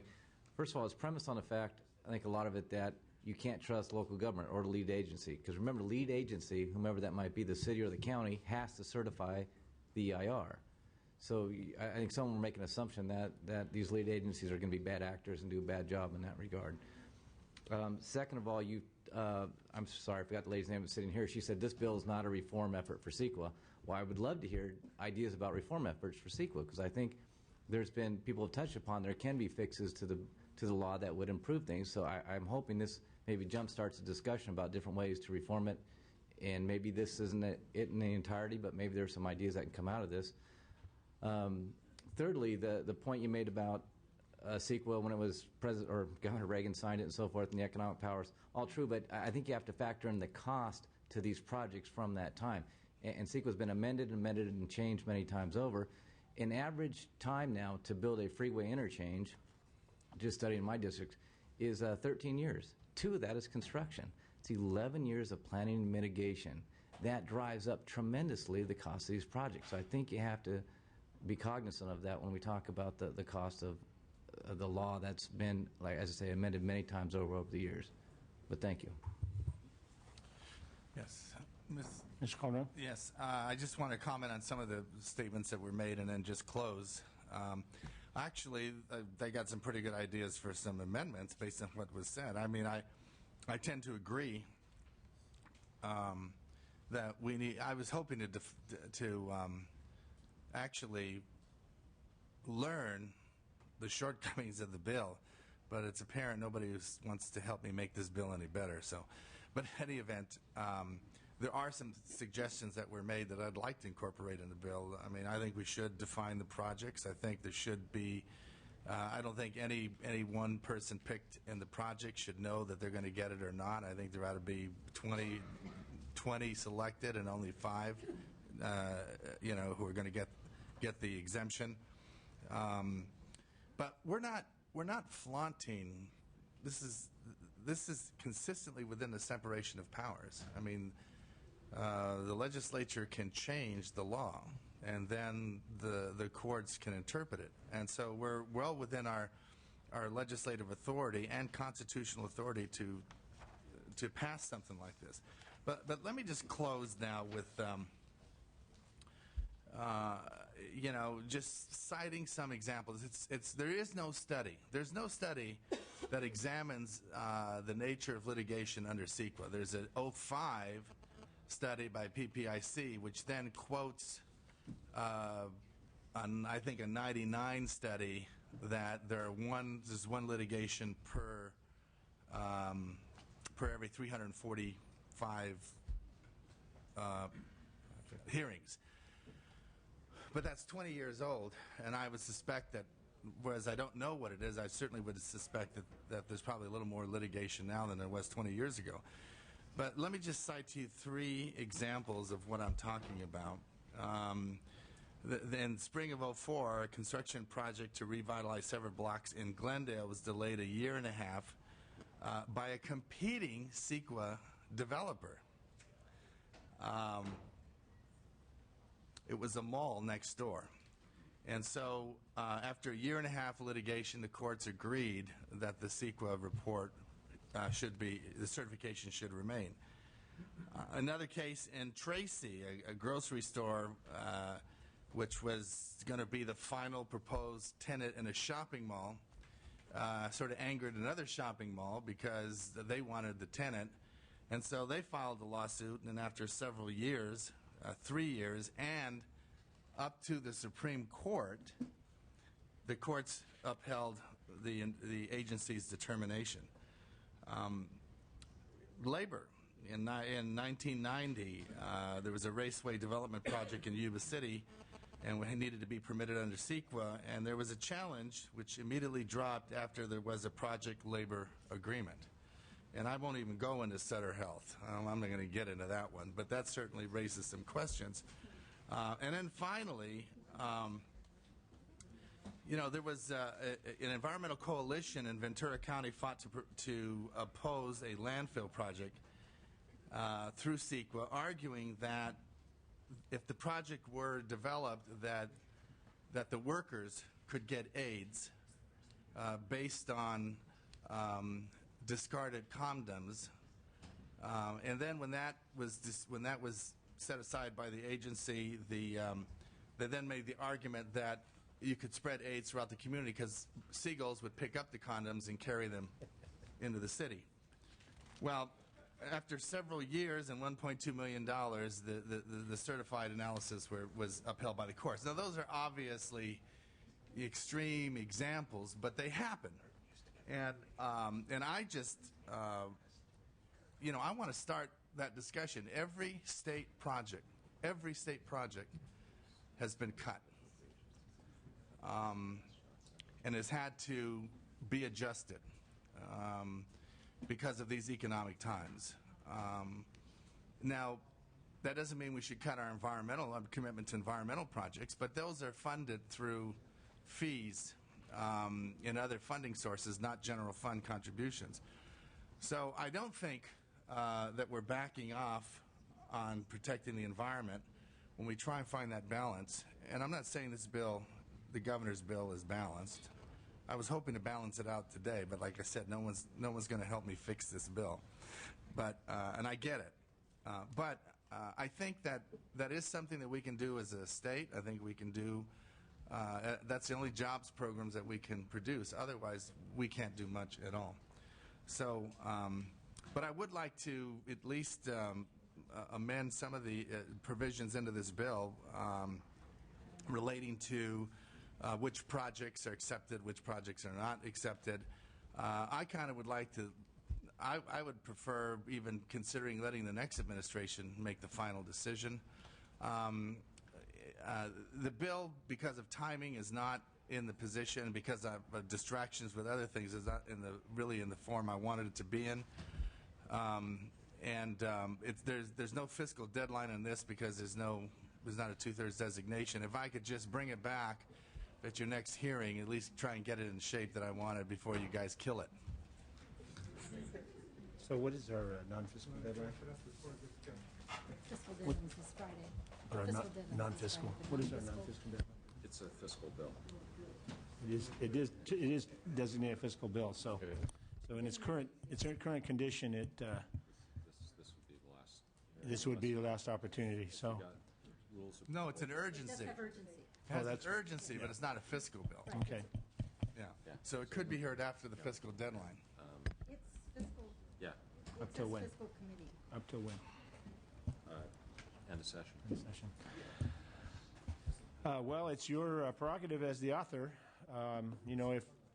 Unless some member's trying to force you to get a vote today, it's certainly your prerogative to ask that it be held in committee for the time being. Yeah, I would prefer that until your next hearing, at least. Okay. All right. Thank you. Thank you very much. Thank you. Thank you, Mr. Chairman. I realize the motion's high in this. I think you ran a very good hearing on this, and I personally thank you. Thank you, and I encourage you to see what you can do to get folks to talk. Okay. Ms. Buchanan. Yeah, we're putting it over.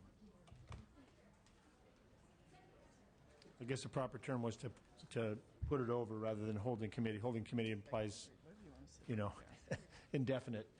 And I think Mr. Calderon's intention is to have it back before us sometime in the near future. So, okay, we are looking at 2313. 2313. Thank you. Great.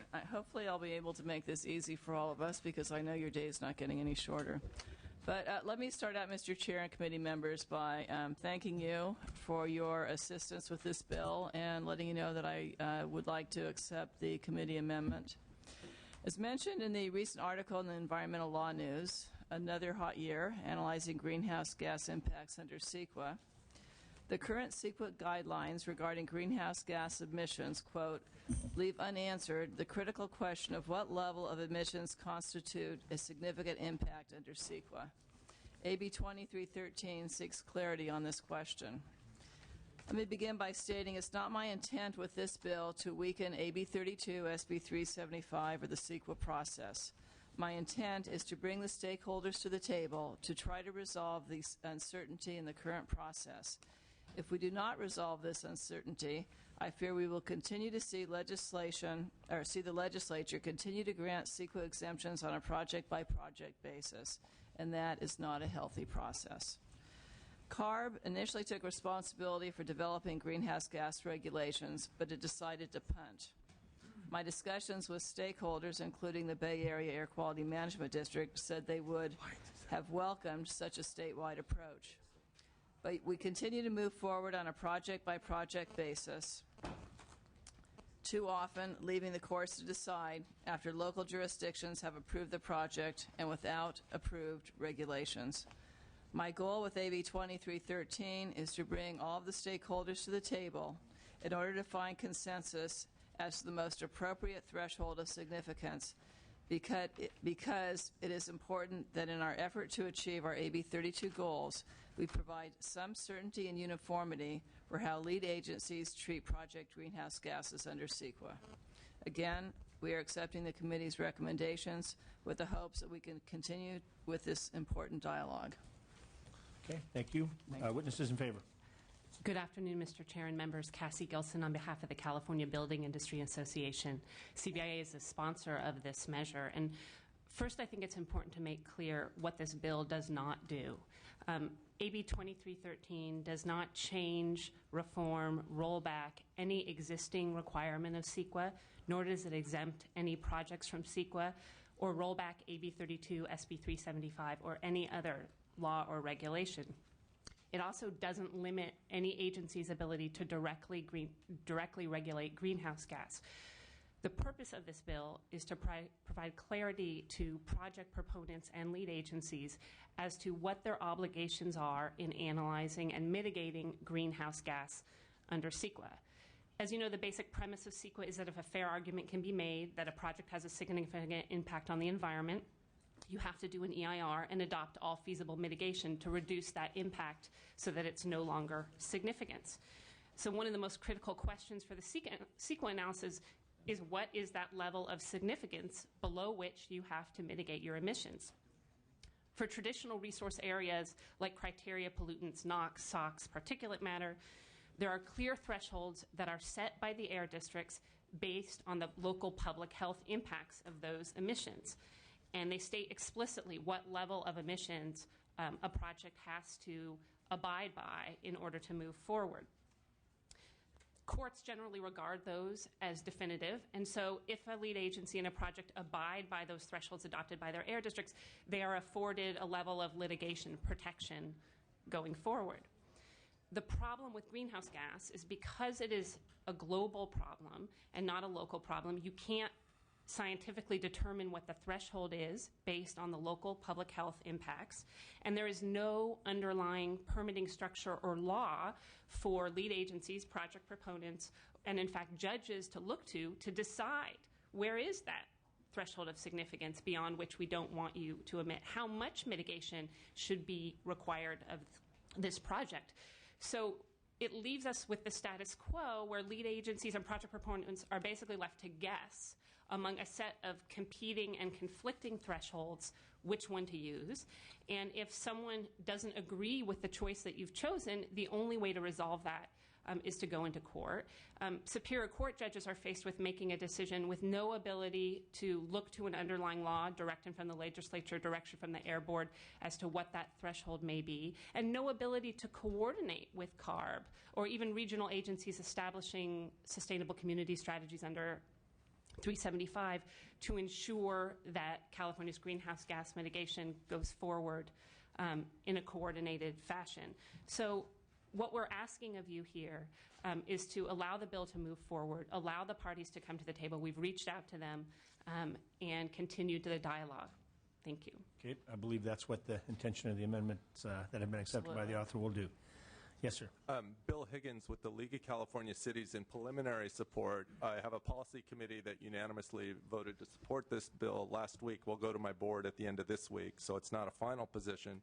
But I raise that issue because I think it's significant, because right now we may be the only committee that's taken a unanimous support position on this bill that took a opposite position on the previous bill that you guys just considered. So our committee was able to kind of parse its positions on CEQA to and just doesn't fall in a cookie cutter category. And I think what the issue for us is that AB 32 in itself is a legislative decision about how to treat a global problem. And CEQA imposes a different process to address that. And we're saying it's kind of one or the other for us.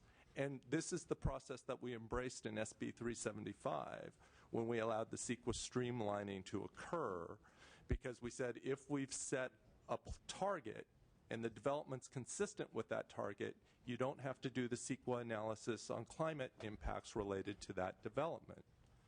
This does it on a broader scale, at least the original version did. And I think that's a good approach to look at what we're doing as a state to address the issue in terms of what a plan is and follow along and not have to balance that against the fair argument standard on the other side, because they're really two conflicting standards and it's hard to balance them out. The final point I would make is if we are looking for a way to help make CEQA a little bit more streamlined to spur the economy, this bill addresses one of the most uncertain parts of CEQA right now and would go a long way to streamline the process. Thank you. Other support for the bill? Me too's, please. We're getting late in the day Dorothy here. Rothrock, California Manufacturer Support. Thank you. Mark Smith on behalf of the American Council of Engineering Companies and the Infrastructure Delivery Council in support. Thank you. Mick Scavarlo on behalf of California Council for Environmental Economic Balance in support. Thank you very much. Eloy Garcia for the Western States Petroleum Association in support. Thank you. Crystal Jack on behalf of the California Grocers Association in support. Kim Stone with the Civil Justice Association of California in support. Thank you. Opposition? Again, I'll allow a couple witnesses to go into some greater detail, so hopefully you know who your lead spokespeople are, and the rest of you I'd just like me to's from. Mr. Chairman, members of the committee, and Assembly Member Buchanan, Matt Vespa for the Center for Biological Diversity. First, we appreciate the author's decision to strip the bill of its original language. It's our strong belief that any legislative language on this issue should be consistent with science, consistent with existing law, and build on the substantial amount of work that has already been undertaken in this area. And the original language did not meet any of these objectives. In particular, it undercut the work of the Bay Area District, which has finalized greenhouse gas thresholds that are supported by the Attorney General and numerous environmental groups. Interestingly, the article that Ms. Buchanan had cited, I was a co-author of, and there is no statewide guidance, but the article does go on to talk about the Bay Area's guidance and the merits of that guidance. So to suggest there's nothing out there that is viewed as legitimate, I don't know if this is really a correct characterization. To the extent that developers seem to be interested in clarity on this issue, it would seem to be that from the previous language, they only want to be clear that they don't have to take this issue seriously. And there were actually numerous provisions in the previous language that did weaken existing law, that contradicted Supreme Court case law on comparisons with hypothetical projects. So I don't think it's also fair to characterize the original language as somehow not undercutting existing requirements. Now, all that having been said, we appreciate very much the author's commitment to making to stripping the bill again and making sure additional guidance is provided in this area, and we look forward to working with the author and various stakeholders in the future to develop something that is going to be workable. Thank you. Thank you. Second main witness. Thank you. Tina Andolini of the Planning and Conservation League, and we're also very grateful to see the bill amended today. We understand the intent of the author and the sponsors in trying to seek some clarity here. If you look at CEQA, the way, in particular the way it was described here, there is no set threshold for air pollution or other impacts because those are done on a project-by-project basis when you're looking at the community that's involved there. So I think it's going to be very difficult, but not impossible, to work together to find a solution to this problem here. We're committed to sitting down and talking with all parties to work this out. Again, we're very grateful to see the bill amended. Thank you. No, I'd just like to hear me too's, please. Tom Addison with the Bay Area Air District. Happy to work with the sponsors and the author. Thank you. Dan Cobb, Union Concerned Scientist. We, of course, were opposed to the previous version. This version, as proposed to be amended, we support. We actually think that should be the final bill. But we understand there's efforts to work this out, and we'll be part of those. Thank you. Thank you very much. Justin Malone for the California League of Conservation. Me too with that position. Nidhi Bautista, Coalition for Clean Air, Me Too. Michael Endicott, Sierra Club, California. Me too. Okay. That concludes all of the testimony. I'm supportive of the bill in its revised form and hope that the committee will vote it out and that the efforts, the good intentions that have been expressed on all sides are carried out and that a mutually acceptable solution is worked out. If it's a radically different bill by the time it gets to the end of the process, of course, we'll want it back. But go forth and do what you can, assuming that the rest of the committee agrees with me. Mr. Chair, I'll make the motion if there hasn't Moved. been one already. For a second? And if I could just comment, I just want to thank the author and the sponsors for raising the issue and bringing it forward and looking forward to the end result, which I think will be a great improvement of what we have. So thank you. Thank you. Okay, we have a motion. Do I have a second? Somebody? Anybody? Okay, I'll second it. Hope that's not. Oh, well. Call the roll, please. Chesbro. Aye. Chesbro, aye. Gilmore. Gilmore, not voting. Brownlee. De Leon. De Leon, aye. Hill. Aye. Hill, aye. Huffman. Knight. Knight, not voting. Logue. Logue, not voting. Ms. Skinner. You need 2 more votes. So, Thank you. On call. Okay, our last non-committee member bill is Mr. Valines, who's been patiently waiting. What about Blakesley? Oh, Mr. Blakesley, there's another one after you, so you're the next to the last. It's former Republican leader bill time. That's what it is. Okay. We're in a line. AB 2561, item 20. Proceed. Thank you, Mr. Chair. As some folks come up to testify to help us with the bill, I won't go into a long, belabored part of this bill. This bill passed this committee last year, but frankly, it's come back in a form because we couldn't get it out that's been significantly amended. And basically, we've amended out all of the controversy for the most part in the bill this year. What this is simply saying is that, and what the governor would like to do, and whoever the next governor is, whoever he or she is, should have authority to have an energy secretary, have somebody that's accountable they can call and try to get information from, and really that's what we're doing today. Our goal is to move the debate forward, and I think, frankly, the legislature next year and the next governor can work a little more on it as well.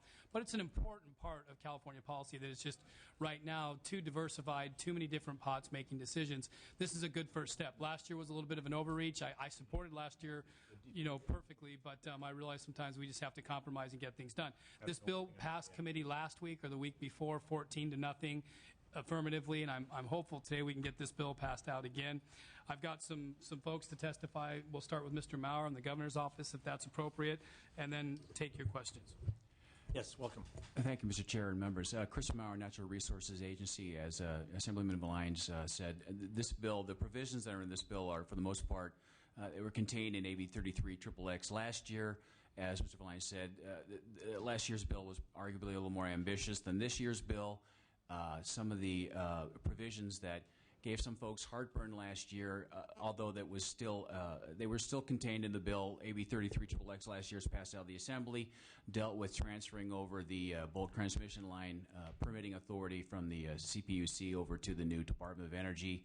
Also, with regards to expanding the department's exclusive siting authority to include large solar energy. That is not contained in the bill, and thirdly, there was a provision there with regards to creating or mandating the new department to create a 9-month expedited siting process for preferable renewable power generation infrastructure. Those 3 provisions are not in the bill before you. Okay, it's been moved by Mr. Gilmore, second by Mr. Logue. Next witness. Lisa Mastretti, CS Community Services and Development, Chief of Financial Operations. I'm here to give you an overview of how those funds in our department are allocated to local agencies. We administer 4 federal grants. The first one is LEAD. LEAD is a competitive grant, which means CSD has to apply through Housing and Urban Development. Prior to the application, CSD solicits existing providers to see which providers are interested in administering a LEAD grant, and this is done in hopes to leverage our weatherization program. Low-income home energy assistance program. California Government Code section states that LIHEAP agencies that were in place in 1995 through 1997 are grandfathered in, so they automatically receive LIHEAP dollars unless we have terminated them as a provider. In 2008-9, CSD began using the request for proposal process to solicit new providers. The U.S. Department of Energy grant. The weatherization providers are not grandfathered in. However, CSD elects to use the same providers as the LIHEAP to promote leveraging and increase effectiveness of the DOE program. If I may, just give you kind of a 100-foot level here with regards to the CSD provisions. If you remember last year, there was a lot of discussion that went on with regards to the issue of whether or not to transfer the LIHEAP and weatherization assistance energy-related programs, the administration of the federal dollars that CSD does now over to the new Department of Energy. There were concerns about bifurcating the programs, the energy-related going over to the Department of Energy, and the social services-related, human services-related going over to the Department of Social Services. If you recall, those of you that were in the committee last year, one of the amendments that were taken as the bill passed out was to take the department itself and transfer it in total to the new Department of Energy. So folks who are the staff that currently work in CSD would now be essentially a division within the new Department of Energy, and would work with those folks that we have at the Department of Energy that work on energy efficiency programs there currently. Which solved one problem, which was the problem of these programs being integrally linked to each other. Didn't solve the problem of the fact that you have human services programs coming into essentially an energy secretary, and so the history of community services, and I wish we had Sergeant Shriver available to tell us, because he's the guy who invented all this at the federal level.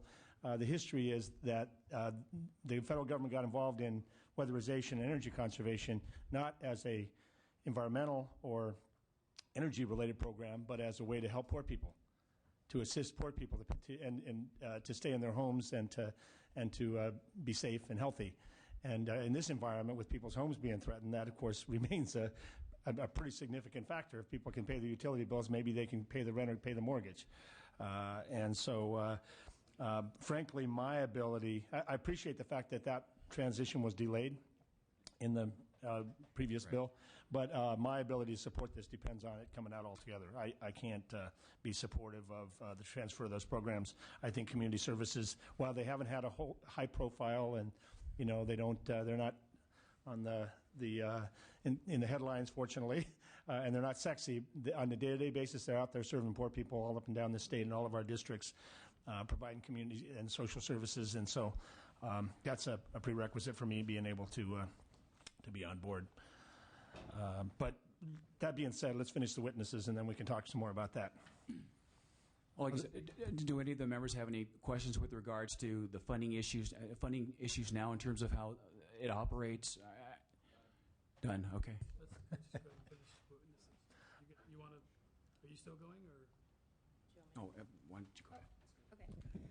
Good afternoon, Brenda Coleman here on behalf of the California Chamber of Commerce, and we are in support of AB 2561 for the oversight and accountability we believe the consolidation of these various entities will have.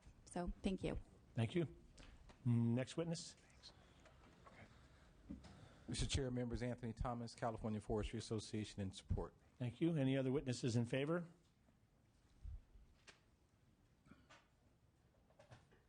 Briefly at this point, I hope.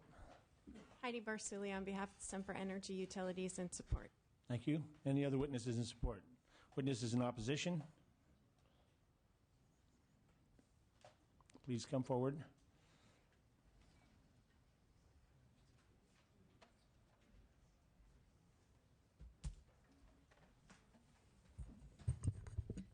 Mr. Chair, my name is Val Martinez. I'm the president of the Association of Rural Northern California Energy Providers, and we wholeheartily support the chair's position on this matter. We have requested that this provision in AB 2561 be removed for the following reasons.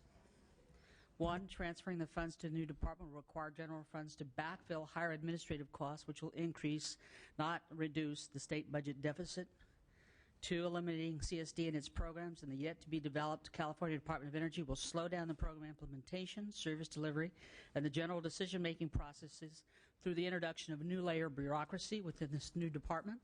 Three, transferring CSD's community-based anti-poverty programs, which the chair spoke to so eloquently, into essentially a regulatory body is consisting of various departments involved in setting air quality standards.